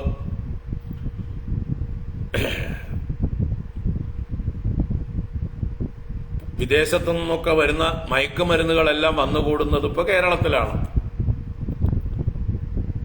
എല്ലാ പാർട്ടികളിലും സിറ്റികളിൽ നടക്കുന്നതായിട്ട്, സിറ്റികളിൽ മാത്രമല്ല, മൂന്നാറിലും വാഗമണ്ണിലും റിസോർട്ടുകളിലൊക്കെ നടക്കുന്നതായിട്ടുള്ള പാർട്ടികളിൽ ഒക്കെ മദ്യപാനവും മയക്കുമരുന്നും അവശ്യ വസ്തുക്കളായി മാറിയിരിക്കുന്നതാണ്. അതില്ലെങ്കിൽ എന്ത് പാർട്ടി? അപ്പൊ അങ്ങനെ ഇതിനൊക്കെ അഡിക്റ്റഡ് ആയിട്ട് വീടുകളിൽ ചെറുപ്പക്കാര് അച്ഛനമ്മമാർക്ക് കാലനെ പോലെ ഭയപ്പെടുത്തിക്കൊണ്ട് ഓരോ നിമിഷവും അവര് കഴിച്ചു കൂട്ടുന്നത്. അങ്ങനെയുള്ള എത്രയോ കുടുംബങ്ങള് നമുക്കറിയാം. വലിയ വലിയ കുടുംബങ്ങളിൽ പോലും അങ്ങനെയുള്ള 1 or 2 വിഷവത്തുക്കൾ ഉണ്ടായിരിക്കും. അവരെ പറഞ്ഞിട്ട് കാര്യമില്ല, അവർക്കത് ആയിപ്പോയി. അങ്ങനെ അവര് ശപിക്കപ്പെട്ടവരായിപ്പോയി. അപ്പൊ അങ്ങനെയുള്ള അച്ഛനമ്മമാര് മരിച്ചു കിട്ടിയാൽ മതി എന്ന് ആഗ്രഹിക്കും. ഇങ്ങനെയുള്ള മക്കളെ കൊണ്ടുള്ള ദുരിതങ്ങൾ അനുഭവിക്കുന്നതിനേക്കാൾ എത്രയും പെട്ടെന്നൊന്ന് മരിച്ചു കിട്ടിയിരുന്നെങ്കിൽ എന്ന് ഓരോ നിമിഷവും ആഗ്രഹിച്ചു പോകുന്ന, ഉരുകി ഉരുകി കഴിയുന്നതായിട്ടുള്ള അച്ഛനമ്മമാരുണ്ട്.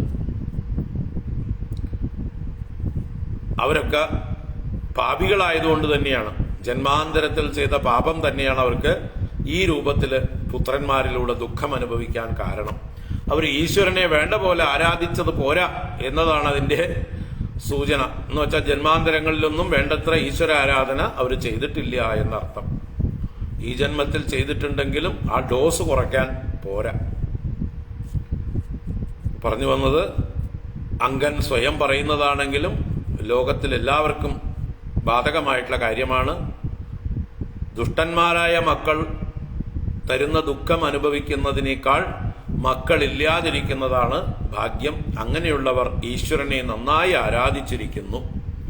പ്രായേണാഭ്യർച്ചിതോ ദേവോ യേ അപ്രജാഗൃഹമേദിനഃ കഥപത്യഭൃതം ദുഃഖം യേന വിന്ദന്തി ദുർബരം യതഃ പാപീയസി കീർത്തിഃ അധർമ്മശ്ച മഹാൻ നൃണാം യതോ വിരോധഃ സർവേഷാം യത ആദിർ അനന്തകഃ. അപ്പൊ അങ്ങനെയുള്ള ദുഷ്ടന്മാരായ മക്കളിൽ നിന്ന് എങ്ങനെയുള്ള കീർത്തിയാണ് അമ്മമാർക്ക് അച്ഛന്മാർക്കും ഉണ്ടാവുന്നത്? നൃണാം പാപീയസി കീർത്തി, അവരുടെ പാപത്തെ സൂചിപ്പിക്കുന്ന കീർത്തിയാണ്.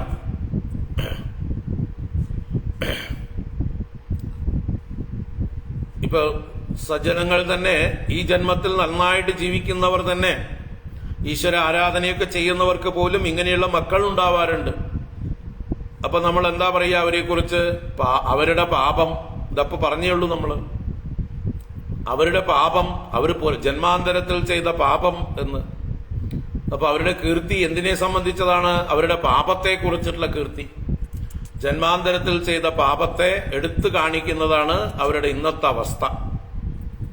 അപ്പോ അങ്ങനെയുള്ള നൃണാം പാപീയസി കീർത്തി, ഇങ്ങനെയുള്ള ദുഷ്ടമക്കൾ കാരണമായിട്ട് പാപത്തെ സൂചിപ്പിക്കുന്ന കീർത്തിയും മഹാൻ അധർമ്മ, മഹത്തായ അധർമ്മവും അവരിൽ സംഭവിക്കും. കാരണം ഇങ്ങനെയുള്ള പുത്രന്മാരെ കൊണ്ട് പലപ്പോഴും ജീവിതം നരകമായി മാറുമ്പോൾ അവരുടെ കൈ അബദ്ധങ്ങൾ പലതും സംഭവിച്ചു എന്ന് വരാം. ഇങ്ങനെയുള്ള മക്കളെ കൊന്നുകളയാൻ പോലും അച്ഛനമ്മമാർ ചിലപ്പോൾ സങ്കല്പിച്ചു എന്ന് വരും. കാരണം ഇതിനേക്കാൾ, ഇത്രയും നാണം കെട്ട് ഇത്രയും ശ്വാസം മുട്ടി ജീവിക്കുന്നതിനേക്കാൾ ഇവരെ കൊന്നുകളയുകയാണ് നല്ലത് എന്ന് പോലും, ഭക്ഷണത്തിൽ വിഷം കലർത്തി കൊടുത്താലോ അല്ലെങ്കിൽ ഉറക്കത്തിൽ തലക്കടിച്ച് കൊന്നാലോ എന്ന് പോലും അച്ഛനമ്മമാർക്ക് പോലും തോന്നിപ്പോകാം. അങ്ങനെയൊക്കെ പല ഉത്തമ ഗൃഹങ്ങളിലും നടന്നിട്ടുണ്ട്. അപ്പൊ എന്തായാലും മഹാൻ അധർമ്മ, മഹത്തായ അധർമ്മമുണ്ടാകുന്നു. സർവേഷാം വിരോധ, ഇങ്ങനെയുള്ള മക്കളുണ്ടെങ്കിൽ നാട്ടുകാരുടെ മുഴുവൻ ശത്രുത ഉണ്ടായിക്കോളും, യാതൊരു സംശയവും വേണ്ട. ബന്ധുക്കളുടെയും നാട്ടുകാരുടെയൊക്കെ ശത്രുത ഉണ്ടായിക്കോളും. കാരണം ഇനി അച്ഛനമ്മമാർക്ക് നാട്ടുകാരോടോ ബന്ധുക്കളോടോ എന്തെങ്കിലും ഒരു മുഷിപ്പുണ്ടെങ്കിൽ തന്നെ അവരെപ്പോഴെങ്കിലും തമ്മിൽ സ്വകാര്യമായിട്ട് പറഞ്ഞിട്ടുണ്ടെങ്കിൽ അത് ഈ കള്ളുകുടിയന്മാരായ മക്കളൊക്കെ കേട്ടിട്ടുണ്ടെങ്കിൽ അത് അവർ ഉച്ചത്തിൽ വിളിച്ചു പറയും. അവർ കേക്കെ ഈ ആരെക്കുറിച്ചാണോ ചെറുതായിട്ട് എന്തെങ്കിലും സൂചിപ്പിച്ചത് അതിനെ ഊതി വീർപ്പിച്ച് മദ്യപന്മാരായിട്ടുള്ള മക്കള് വലുതായി അവരോട് പോയി വിളിച്ചു പറയും. അപ്പൊ ശത്രുക്കളായിക്കോളും, ബന്ധുക്കളൊക്കെ ശത്രുക്കളായിക്കോളും. അങ്ങനെ സർവേഷാം വിരോധ, എല്ലാവരുടെയും സകലരുടെയും വിരോധം വന്നു ചേരും. അനന്തകഃ ആദിഹി, അന്തമില്ലാത്ത ആദി, ഉറക്കം പോലും ഇല്ലാതാവൂലോ. കാരണം ഉറക്കം സമാധാനമായിട്ട് ഉറങ്ങാൻ പറ്റില്ല. എപ്പോഴാണ് തലയ്ക്ക് അടി വീഴുക, കത്തിയെടുത്ത് കുത്തുക, ആട്ടുകല്ലോ അമ്മിക്കല്ലോ എടുത്ത് തലയിലിടുക, അറിയില്ല. ഉറക്കം വളരെ ചുരുങ്ങിപ്പോകും. ബോധം കെട്ട് തന്നെത്താൻ മയങ്ങിപ്പോയി ഉറങ്ങണം. മനഃപൂർവ്വം ഉറങ്ങാൻ പറ്റില്ല ഇങ്ങനെയുള്ള ആളുകൾക്ക്, അച്ഛനമ്മമാർക്ക്. അപ്പൊ തീർച്ചയായിട്ടും ആനന്ദക ആദി, അന്തമില്ലാത്തതായിട്ടുള്ള ആദി, അവസാനമില്ലാത്ത മനോദുഃഖം. അങ്ങനെ പ്രജാപദേശം ആത്മനഃ മോഹബന്ധനം തം പണ്ഡിതഃ കഹ ബഹുമന്യേത. വാസ്തവത്തിൽ ഇതിനെ പ്രജാപദേശം, സന്താനം, പ്രജ എന്നുള്ള അപദേശം മാത്രമേ ഉള്ളൂ, പേര് മാത്രമേ ഉള്ളൂ. ശത്രുവാണ് വാസ്തവത്തിൽ. ലോകത്തിലേക്ക് വെച്ച് ഏറ്റവും വലിയ ശത്രുവായിരിക്കും അവൻ. മകൻ എന്ന പേര്, പക്ഷെ പെരുമാറ്റം മുഴുവൻ ഏറ്റവും വലിയ ശത്രുവിനെ പോലെ പീഡിപ്പിക്കുക. അപ്പൊ മകൻ എന്ന പേര് മാത്രമേ ഉള്ളൂ. അത് ആത്മനഃ മോഹബന്ധനം. ആ മകൻ എന്ന പേരാണ് ഈ മോഹത്തിനും ബന്ധനത്തിനും ഒക്കെ കാരണം. ശത്രുവിനെ ശത്രുവായിട്ട് കണ്ടാൽ കുഴപ്പമില്ല, നമുക്ക് ധൈര്യമായിട്ട് അകന്നു നിൽക്കാം. ഇതിപ്പോ മക്കളായി പോയി, അപ്പം ശത്രുവായി കാണാനും പറ്റുന്നില്ല, മമത കാരണം. അതാണ് ഇവിടുത്തെ മോഹബന്ധനം എന്ന് പറഞ്ഞത്. ആത്മനഃ മോഹബന്ധനം, ആ മോഹത്തെ ബലപ്പെടുത്തുന്നതായിട്ടുള്ള ബന്ധനമുണ്ട്. അങ്ങനെയുള്ള തം, ഈ ഒരു അവസ്ഥയെ, ഈ ഒരു പുത്രനെ പണ്ഡിതഃ കഹ ബഹുമന്യേത, ഏതെങ്കിലും തത്വമറിയുന്ന ആരെങ്കിലും ബഹുമാനിക്കുമോ? ഇത് വലിയ കാര്യമായിട്ട് കരുതുമോ? അപ്പൊ തീർച്ചയായിട്ടും തത്വമറിയുന്നവർക്ക് മക്കളില്ലാതിരുന്നാലും അവർ സന്തോഷിക്കും. ഇങ്ങനെയുള്ള കുരുത്തം കെട്ട മക്കള് ആയി തീർന്നാൽ എന്താ ചെയ്യുക?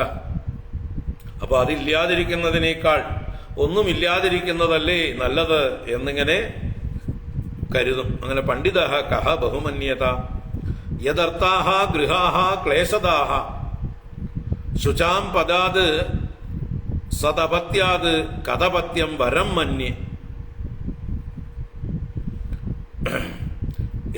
യദർത്ഥാഹ ഗൃഹാഹ ക്ലേശദാഹ. യദർത്ഥാഹ ഏത് മക്കൾക്ക് വേണ്ടിയിട്ടാണോ ഗൃഹസ്ഥാശ്രമ ജീവിതം ഈ ഗൃഹസ്ഥാശ്രമികൾക്ക് ക്ലേശതങ്ങളായി ഭവിച്ചിരിക്കുന്നത്, ഈ കുട്ടികളെ പോറ്റി വളർത്താൻ വേണ്ടിയിട്ടാണ് പാടുപെടുന്നത് അല്ലേ? എന്തെങ്കിലും കിട്ടിയാൽ അതിനെ ആറ്റിക്കുറുക്കി മക്കൾക്ക് കൊടുക്കാനായിക്കൊണ്ടുള്ള ശ്രമമാണ്. അവനവന്റെ വയറ് മുറുക്കി കെട്ടിയിട്ട് സ്വയം പട്ടിണി കിടന്നുകൊണ്ട് മക്കളെ ഊട്ടുക. സ്വയം വസ്ത്രം ഉടുക്കാൻ പോലും ഇല്ലാതിരുന്നാലും മക്കൾക്ക് നല്ല വസ്ത്രം കൊടുക്കുക. ഞാൻ കഷ്ടപ്പെട്ടാലും എൻ്റെ മക്കൾ കഷ്ടപ്പെടരുത് എന്ന് കരുതി സ്വയം ക്ലേശങ്ങൾ അനുഭവിക്കുന്നു. അപ്പൊ ഗൃഹങ്ങൾ ക്ലേശതങ്ങളായി ഭവിക്കുന്നു. യഥാർത്ഥാഹ ഗൃഹാഹ ക്ലേശതാഹ. ഈ മക്കളെ കൊണ്ടാണ് ഗൃഹങ്ങളെല്ലാം ക്ലേശങ്ങൾ നൽകുന്ന സ്ഥാനങ്ങളായി മാറുന്നത്. ശുചാം പദാത് സതപത്യാത് കഥപത്യം വരം മന്യേ. ഇവിടെ അങ്കൻ സ്വയം പറയണം, ശുചാം പദാത് സതപത്യാത്. സതപത്യം എന്ന് പറഞ്ഞാല് സത്തായ അപത്യം, നല്ല പുത്രൻ. നല്ല പുത്രനേക്കാൾ കഥപത്യം വരം ഇതി മന്യേ. ദുഷിച്ച പുത്രൻ, ദുഷ്ടപുത്രൻ നല്ലവനാണെന്ന് ഞാൻ കരുതുന്നു, നല്ലതാണെന്ന് കരുതുന്നു. എന്താ കാരണം? സതപത്യം ശുചാം പദമാണ്. ശുചാം പദം എന്ന് പറഞ്ഞാൽ ശോകങ്ങളുടെ സ്ഥാനം. നല്ല മക്കളാണ് ഉള്ളതെങ്കിൽ എപ്പോ നോക്കിയാലും അച്ഛനമ്മമാർക്ക്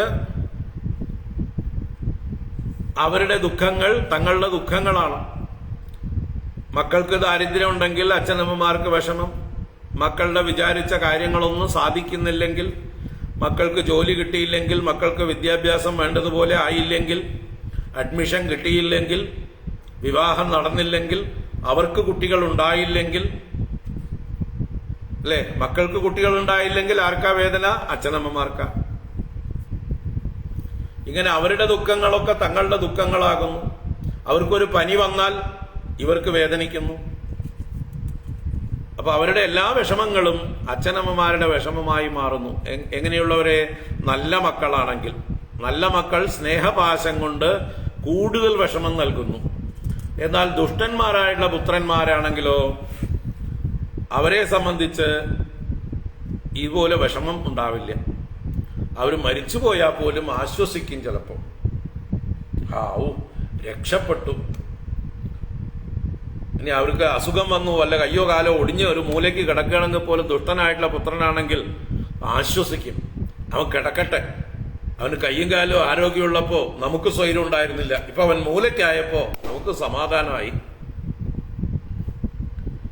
കാരണം ഇനി അവൻ എണീച്ചു വന്നിട്ട് നമ്മളെ തല്ലില്ലല്ലോ, അവൻ എണീച്ചു പോയി കള്ളു കുടിക്കാൻ പോവില്ലല്ലോ, അവന് വയ്യാതെ മൂലയ്ക്ക് കിടക്കുകയല്ലോ, അവിടെ കിടക്കട്ടെ, വല്ല കഞ്ഞിയോ ചോറോ കൊടുത്താൽ മതിയല്ലോ. ഇങ്ങനെയൊക്കെ ദുഷ്ടപുത്രന്മാര്, അവർക്ക് സങ്കടം വന്നാൽ പോലും നമുക്ക് ആശ്വാസമായിരിക്കും. അവർ നശിച്ചാലും ആശ്വസിക്കും. അതുപോലെ ഇങ്ങനെയുള്ള ദുഷ്ടപുത്രന്മാരാവുമ്പോൾ അവരോട് സ്നേഹമില്ലാതായിട്ട് വൈരാഗ്യം വേഗം വരും. ഈശ്വരനോടുള്ള ആഭിമുഖ്യം വേഗം വർദ്ധിച്ചും വരും. അപ്പൊ എല്ലാം കൊണ്ടും നല്ലത് ഏതാണെന്ന് പറയണ അംഗരാജാവ് ദുഷ്ടന്മാരായ മക്കളാണ് നല്ലത് എന്ന് അവസാനം അദ്ദേഹം കൺക്ലൂഡ് ചെയ്യണം. അങ്ങനെ ശുചാംപദാത് സതപത്യാത് കഥപത്യം വരം മന്യേ. ദുഃഖകാരണമാകുന്ന സൽപുത്രന്മാരെക്കാൾ ദുഷ്ടപുത്രന്മാരാണ് ശ്രേഷ്ഠമെന്ന് കരുതുന്നു. എന്തെന്നാൽ മർത്യഃ യത് മർത്യഃ ഗൃഹാത് നിർവിദ്യത. ഒരു മനുഷ്യൻ ഗൃഹത്തിൽ നിന്ന് നിർവേദമുണ്ടാകും, അവന് വിരക്തി ഉണ്ടാകും, വീട്ടിലേക്ക് പോകാൻ തോന്നില്ല. എങ്ങനെയുള്ള മക്കളുള്ള വീടാണെങ്കിൽ, അല്ലേ?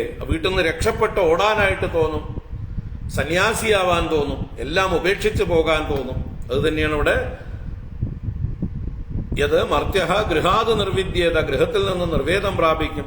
ഗൃഹാഹ ക്ലേശനിവഹാഹ ഏവം, ആ ഗൃഹങ്ങളൊക്കെ ക്ലേശങ്ങളുടെ ആസ്പദ ഭൂമികളായിരിക്കും, ക്ലേശം നിറഞ്ഞതായിരിക്കും ഈ മക്കളുള്ള ദുഷ്ടന്മാരായ മക്കളുള്ളത് കൊണ്ട്. അപ്പൊ അവിടുന്ന് രക്ഷപ്പെടാനായിക്കൊണ്ടാണ് അച്ഛന്മാര് വിചാരിക്കുക, വാനപ്രസ്ഥത്തിന് പ്രേരിപ്പിക്കും, സന്യാസത്തിന് പ്രേരിപ്പിക്കും. അപ്പൊ ഏവം നിർവിണ്ണമനാഹ സഹ നൃപഹ, ഇങ്ങനെ നിർവിണ്ണ മനസ്സോടുകൂടി ആ രാജാവ്, നിർവേദം പ്രാപിച്ച വിരക്തി പ്രാപിച്ചതായിട്ടുള്ള ആ രാജാവ്, മഹോദയോദയാത് ഗൃഹാത് നിശീദേ ഉത്ഥായ പ്രസുപ്താം വേനസുവം ഹിത്വാ അലബ്ധനിദ്രഃ നൃഭിഃ അനുപലക്ഷിതഃ ഗതഃ. ആ രാജാവ് നൃപഃ ഗതഃ പോയി, നാടുവിട്ടു പോയി. എങ്ങനെയൊക്കെ ആയിട്ട്? നിർവിണ്ണമനാഹ, നിർവേദം പ്രാപിച്ചവനായിട്ട്, വിരക്തി പ്രാപിച്ചവനായിട്ട്, ഗൃഹാത്, എങ്ങനെയുള്ള ഗൃഹം? മഹോദയോദയാത് ഗൃഹാത്, മഹോദയം, മഹത്തായ ഉദയം, അഭിവൃദ്ധി, അതിന്റെ സമൃദ്ധിയോടുകൂടിയത്, മഹോദയ ഉദയത്തോടുകൂടിയതായിട്ട് ഗൃഹത്തിൽ നിന്ന്, മഹാ ഐശ്വര്യപൂർണമായ സമൃദ്ധമായ രാജകീയ ഗൃഹത്തിൽ നിന്ന് ഭോഗങ്ങളെല്ലാം വെടിഞ്ഞുകൊണ്ട് നിശീതേ ഉത്തായ, രാത്രിയില് ഉറങ്ങിക്കിടക്കുന്നിടത്തുനിന്ന് എഴുന്നേറ്റിട്ട്. എന്താ കാരണം? അലബ്ധ നിദ്രഹ എന്ന് പറയുന്നുണ്ട്. അലബ്ധ നിദ്രഹ, നിദ്ര ലഭിക്കാത്തവനായിട്ട്, ഉറക്കമില്ലാത്തവനായിട്ട്, ഉറങ്ങാൻ പറ്റുന്നില്ല. അപ്പൊ ഉറക്കത്തിൽ നിന്ന് ഇടയ്ക്കിടയ്ക്ക് എണീച്ചിരുന്ന് നെടുവീർപ്പിടുകയാണ്. അങ്ങനെയുള്ള സന്ദർഭത്തിൽ സമീപത്ത് കിടക്കുന്ന ഭാര്യയെ നോക്കിയപ്പോൾ നല്ല ഉറക്കം, ഗാഠനിദ്രയിലാണ് ഭാര്യ, കൂർക്കം വലിച്ചുറങ്ങുന്നുണ്ട്. എന്നാ പിന്നെ ആലോചിച്ചു, അവളോട് പറയാതെ പൊയ്ക്കളയാമെന്ന്. അങ്ങനെയാണ് ഗൃഹാത് നിശീതേ ഉത്തായ അലബ്ധ നിദ്രഹ, ഉറക്കമില്ലാത്തവനായിട്ട്, പ്രസുപ്താം വേനസുവം ഹിത്വ, പ്രസുപ്തയായിരിക്കുന്ന, ഉറങ്ങിക്കിടക്കുന്ന, പ്രകർഷേണ സുപ്തയായിരിക്കുന്ന വേനസുവം, വേനസു, വേനനെ പ്രസവിച്ചവൾ. അപ്പൊ വേനനെ പ്രസവിച്ചവളായ ആ ദേവിയെ, സുനീതയെ ഹിത്വ, ഉപേക്ഷിച്ചിട്ട്, നൃഭിഹി അനുപലക്ഷിത, മനുഷ്യന്മാരാൽ ലക്ഷീകരിക്കപ്പെടാത്തവനായിട്ട്, ആരുടെയും ദൃഷ്ടിയിൽപ്പെടാതെ, കാവൽക്കാരുടെയും പൗരന്മാരുടെയും ഒന്നും ദൃഷ്ടിയിൽപ്പെടാതെ, രാത്രി നേരത്ത് എല്ലാവരും ഉറങ്ങിക്കിടക്കുമ്പോൾ, ഗതഃ, അദ്ദേഹം നാട് വിട്ട് കാട്ടിലേക്ക് രക്ഷപ്പെട്ടു പോവുകയാണ്. ഏവം സനിർവിണ്ണമനാ നൃപോ ഗൃഹാത് നിശീത ഉത്തായ മഹോദയോദയാത് അലബ്ധനിദ്രോ അനുപലക്ഷിതോ നൃഭിഃ ഹിത്വാ ഗതോ വേനസുവം പ്രസുപ്താം. അപ്പോ ഉറങ്ങിക്കിടക്കുന്ന വേനമാതാവിനെ ഉപേക്ഷിച്ച്, ആരുടെയും ദൃഷ്ടിയിൽപ്പെടാതെ രാത്രിക്ക് രാത്രി സ്ഥലം വിട്ടു. വിജ്ഞായ നിർവിദ്യഗതം പതിം പ്രജാഃ പുരോഹിതാമാത്യ സുഹൃദ്ഗണാദയഃ വിചിക്യുരുർവ്യാം അതിശോകകാതരാഃ യഥാ നിഗൂഢം പുരുഷം കുയോഗിനഃ.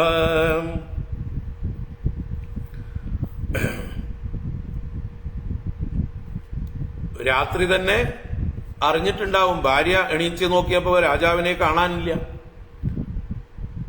അന്വേഷണം ആരംഭിച്ചിട്ടുണ്ടാവും, കാവൽക്കാരെയൊക്കെ വിളിച്ചു പറഞ്ഞിട്ടുണ്ടാവും. അങ്ങനെ പൗരന്മാർ മുഴുവൻ അറിഞ്ഞു, രാജാവിനെ കാണാനില്ല എന്ന്. അതാണ് പുരോഹിത അമാത്യ സുഹൃദ്ഗണാദയഃ പ്രജാഃ. പുരോഹിതന്മാര്, അമാത്യന്മാർ അഥവാ മന്ത്രിമാര്, സുഹൃദ്ഗണങ്ങൾ, ബന്ധുക്കൾ, ആദയഃ എല്ലാവരും തന്നെ, പ്രജാഃ നാട്ടുകാര്, പ്രജകളെല്ലാവരും തന്നെ, നിർവിദ്യഗതം പതിം വിജ്ഞായ, നിർവേദം വന്നിട്ടാണ് ഗതനായത്, പോയത് എന്ന് അവരുടെ പതിയായ രാജാവിനെ അറിഞ്ഞിട്ട്, എന്ന് പറഞ്ഞാൽ രാജാവ് എല്ലാറ്റിനോടും വൈരാഗ്യം വന്ന് എല്ലാം ഉപേക്ഷിച്ചു പോയി എന്ന് മനസ്സിലാക്കി. കാരണം എന്താ? ദിവസവും ഈ വേനനെ കുറിച്ചിട്ടുള്ള ആവലാതികൾ തന്നെയാണ്. നാട്ടുകാർ മുഴുവൻ രാജാവിനോട് വന്ന് പറയുമ്പോൾ രാജാവ് ഇരുന്ന് കരയുക, ഇരുന്ന് ഉരുകുക തന്നെയാണ്. പ്രജകളോടൊന്നും മറുപടി പറയാൻ പറ്റാതെ തന്റെ പുത്രൻ തന്നെ എല്ലാവരെയും ദ്രോഹിക്കുമ്പോൾ എങ്ങനെ അവരെ ആശ്വസിപ്പിക്കും? തന്റെ പുത്രനായതുകൊണ്ട് മമത കൊണ്ട് കൊല്ലാനും പറ്റുന്നില്ല. മറ്റു വല്ലവരും ഒക്കെ ആണെങ്കിൽ ഉടനെ ശാസന കൽപ്പിച്ചേനെ. ആരവിടെ? അവനെ ബന്ധിച്ച് കാരാഗ്രഹത്തിൽ അടയ്ക്കൂ, അവന്റെ കഴുത്ത് വെട്ടി കൊന്നുകളയൂ എന്നൊക്കെ വേണമെങ്കിൽ ആജ്ഞാപിക്കാമായിരുന്നു. ഇത് സ്വന്തം പുത്രനായതുകൊണ്ട് മമത കൊണ്ട് അതിനും സാധിക്കുന്നില്ല. അപ്പൊ എന്തായാലും ദിവസവും ഉള്ളതായിട്ടുള്ള ആവലാതി അദ്ദേഹത്തിനെ വിരക്തനാക്കി എന്ന് ജനങ്ങളും മനസ്സിലാക്കി. അതാണ് നിർവിദ്യഗതം പതിം വിജ്ഞായ, എല്ലാത്തിലും നിർവേദം വന്ന് പോയവനാണെന്ന് പതിയെക്കുറിച്ച് മനസ്സിലാക്കിയിട്ട് അതിശോകകാതരാഹ, പ്രജകളെല്ലാം അതിശോകകാതരായി, പരവശരായി, ദുഃഖിതരായി, എല്ലാവരും ദുഃഖിതരായിക്കൊണ്ട് നിഗൂഢം പുരുഷം കുയോഗിനഃ യഥാ ഉർവ്യാം വിജിക്യുഹു. വിചിക്യുഹു എന്ന് പറഞ്ഞാല് തിരഞ്ഞു എന്നാണ് അർത്ഥം. എവിടെ? ഉർവ്യാം, ഭൂമിയിൽ മുഴുവൻ തെരഞ്ഞു. ഏതുപോലെ? നിഗൂഢം പുരുഷം കുയോഗിനഃ യഥാ, നിഗൂഢനായ പുരുഷൻ. ഇവിടെ നിഗൂഢനായ പുരുഷൻ എന്ന് പറഞ്ഞാൽ മറഞ്ഞിരിക്കുന്ന ഈശ്വരനെ, എല്ലാവരുടെയും ഹൃദയത്തിൽ അന്തര്യാമിയായി മറഞ്ഞിരിക്കുന്ന ഈശ്വരനെ കുയോഗികൾ തെരഞ്ഞാൽ കിട്ടുമോ? കുയോഗികൾ എന്ന് പറഞ്ഞാൽ അന്ധകരണ ശുദ്ധിയില്ലാത്തവർ, ഇന്ദ്രിയ നിയന്ത്രണമില്ലാത്തവർ, വേണ്ട സദാചാരമില്ലാത്തവർ, അടുക്കും ചിട്ടയും ഒന്നുമില്ലാത്തതായിട്ടുള്ള ദുഷ്ടന്മാരായിട്ടുള്ള ആളുകൾ, അന്തര്യാമിയായിരിക്കുന്ന സൂക്ഷ്മരൂപിയായിരിക്കുന്ന ഈശ്വരനെ തെരഞ്ഞാൽ കിട്ടുമോ? ഒരിക്കലും കിട്ടില്ല. അതുപോലെ വിഫലമായിട്ടുള്ള ഒരു തെരച്ചിൽ നടത്തി നാട് മുഴുവൻ, ഭൂമിയിൽ മുഴുവൻ. അതാണ് വിജ്ഞായ നിർവിദ്യഗതം പതിം പ്രജാഹ പുരോഹിതാമാത്യ സുഹൃദ്ഗണാദയഃ വിചിക്യുരുർവ്യാം അതിശോകകാതരാഹ യഥാ നിഗൂഢം പുരുഷം കുയോഗിനഃ. മറഞ്ഞിരിക്കുന്ന ഈശ്വരനെ കുൽസിത യോഗികൾ തെരഞ്ഞാൽ കിട്ടാത്തതുപോലെ വിഫലമായൊരു ശ്രമം ഇവരെല്ലാവരും നടത്തി. അലക്ഷയന്തഃ പദവീം പ്രജാപതേഃ ഹതോദ്യമാ പ്രത്യുപസൃത്യത്തെ പുരീം ഋഷീൻ സമേതാൻ അഭിവന്ദ്യ സഹസ്രവോ ന്യവേദയൻ പൗരവ ഭർതൃവിപ്ലവം. പ്രജാപതേഃ പദവീം അലക്ഷയന്തഃ, പ്രജാപതി ഇവിടെ രാജാവ് തന്നെ.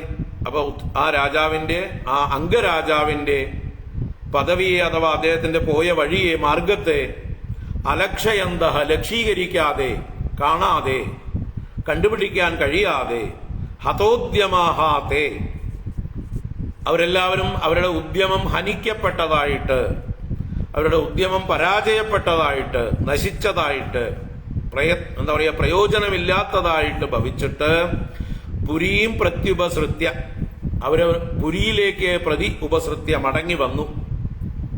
തെരച്ചിൽ പാഴായിപ്പോയി, ലക്ഷ്യം പ്രാപിച്ചില്ല, രാജാവിനെ കണ്ടുകിട്ടിയില്ല. അവസാനം എല്ലാവരും ക്ഷീണിതരായി മടങ്ങി വന്നു.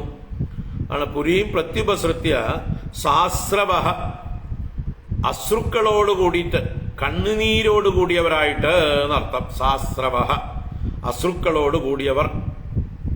അപ്പൊ കണ്ണുനീരോടുകൂടിയവരായിട്ട് സമേതാൻ ഋഷീൻ അഭിവന്ദ്യ, അവിടെ വന്നുകൂടിയവരായ ഋഷീശ്വരന്മാരെ അഭിവാദനം ചെയ്ത് നമസ്കരിച്ചുകൊണ്ട് ഭർതൃവിപ്ലവം ന്യവേദയൻ, അവരുടെ ഭർത്താവ് എന്ന് പറഞ്ഞാൽ സ്വാമി, അവരുടെ യജമാനൻ, അവരെ ഭരിക്കുന്ന രാജാവ്. ആ രാജാവിന്റെ വിപ്ലവം എന്ന് പറഞ്ഞാൽ നാശം, അദർശനം എന്നൊക്കെ അർത്ഥമാണ്. അപ്പൊ അവരുടെ രാജാവിന്റെ അന്തർദാനത്തെക്കുറിച്ച്, തിരോധാനത്തെക്കുറിച്ച് ന്യവേദയൻ നിവേദനം ചെയ്തു. ആരോട്? ഈ ഋഷീശ്വരന്മാരോട്, വന്ന മുനിമാരോട്. ഈ പ്രജകളെല്ലാം കൂടി കരഞ്ഞുകൊണ്ട് പറഞ്ഞു, ഞങ്ങളുടെ രാജാവിനെ കാണാനില്ല, ഞങ്ങൾ എല്ലായിടത്തും തെരഞ്ഞു, അദ്ദേഹത്തിന് മടുത്തിട്ട് പോയതാണ്, മകനെ കൊണ്ടുള്ളതായിട്ട് ദ്രോഹം സഹിക്കവയ്യാതെ അദ്ദേഹത്തിന് വൈരാഗ്യം വന്ന് രാത്രിക്ക് രാത്രി ആരോടും പറയാതെ അദ്ദേഹം ഒളിച്ചോടിപ്പോയി. അദ്ദേഹത്തിന് എന്ത് സംഭവിച്ചു ആവോ? വല്ല പുഴയിലും പോയി ചാടിയോ, വല്ല അഗ്നിയിൽ ചാടിയോ, വല്ല വിഷം കഴിച്ച് മരിച്ചോ, എന്തു പറ്റി അദ്ദേഹത്തിന് എന്നറിയില്ല എന്നിങ്ങനെ പ്രജകൾ ഋഷിമാരോട് നിവേദനം ചെയ്തു. ഹേ പൗരവ, പൗരവ എന്നത് വിതുരനെ സംബോധന ചെയ്തതാണ് മൈത്രേയ മഹർഷി. പൂരുവംശത്തിൽ പിറന്നവനെ, പൂരുവിന്റെ വംശം പൗരവ വംശം. പൂരുവംശത്തിൽ ജനിച്ച, കൗരവ വംശത്തിൽ ജനിച്ച ഹേ വിതുര, പൗരവ, അവരുടെ സ്വാമിയുടെ നാശത്തെക്കുറിച്ച് അവിടെ വന്നു ചേർന്ന ഋഷീശ്വരന്മാരോട് ഈ പ്രജകളെല്ലാരും കൂടി ആവലാതി പറഞ്ഞു. അലക്ഷയന്തഃ പദവീം പ്രജാപതേഃ ഹതോദ്യമാ പ്രത്യുപസൃത്യത്തെ പുരീം ഋഷീൻ സമേതാൻ അഭിവന്ദ്യ സഹസ്രവോ ന്യവേദയൻ പൗരവ ഭർതൃവിപ്ലവം. ഇനി ഈ ഋഷീശ്വരന്മാര്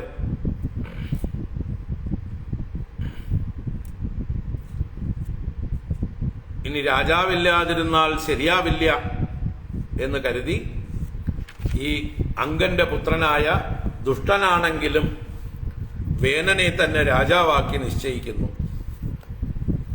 കാരണം രാജാവ് വേറൊരാളെ യുവരാജാവായി അഭിഷേകം ചെയ്തിട്ടൊന്നും പോയില്ല. അപ്പൊ എന്താവും? പ്രജകൾ തമ്മിൽ കലഹമുണ്ടാവും. ഞാനാവാം എന്ന്. അതില്ലാതിരിക്കാൻ വേണ്ടിയിട്ടാണ് രാജാക്കന്മാരുടെ പുത്രന്മാരെ തന്നെ രാജ്യാഭിഷേകം ചെയ്യുന്നത്. ഇപ്പൊ ഇവൻ ദുഷ്ടനാണ് എങ്കിലും കള്ളന്റെ കയ്യിൽ തന്നെ താക്കോൽ ഏൽപ്പിച്ചാൽ ചിലപ്പോൾ മര്യാദക്കാരനായി എന്ന് വരും, അല്ലേ? അങ്ങനെ കരുതിയിട്ട് ഋഷീശ്വരന്മാര് ഈ വേനനെ പിടിച്ച് രാജാവാക്കുന്നു. ആ വേനന്റെ കഥ അടുത്ത അധ്യായത്തിൽ തുടരുന്നു. നമുക്ക് അടുത്ത ക്ലാസ്സിൽ കാണാം. പറ്റുമെങ്കിൽ ഞായറാഴ്ച നോക്കാം. നാളെ ശനിയാഴ്ച, നാളെ ക്ലാസ്സില്ല. നാളെ സമ്പൂർണ്ണ നാരായണീയ പാരായണം. ഹരി ഓം. എല്ലാവർക്കും നമസ്കാരം, ശുഭദിനം. നാളെ ഓഫ്ലൈനായോ ഓൺലൈനായോ കാണാം. ഇന്ന് സമർപ്പിക്കുന്നു. ഓം കായേന വാചാ മനസേന്ദ്രിയൈർവാ ബുദ്ധ്യാത്മനാ വാ പ്രകൃതേ സ്വഭാവാത് കരോമി യദ്യത് സകലം പരസ്മൈ നാരായണായേതി സമർപ്പയാമി. ഓം ശാന്തി ശാന്തി ശാന്തി. ഹരി ഓം. ശ്രീ ഗുരുഭ്യോ നമഃ. ഹരി ഓം. നാരായണ നാരായണ.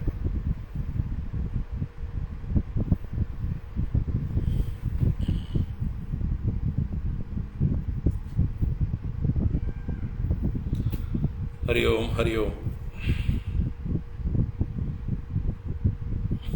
ഭാഗവതം ഞായറാഴ്ച നോക്കാം. ഹരി ഓം. ഹരി ഓം. എല്ലാവർക്കും നമസ്കാരം. ഓം ശാന്തി.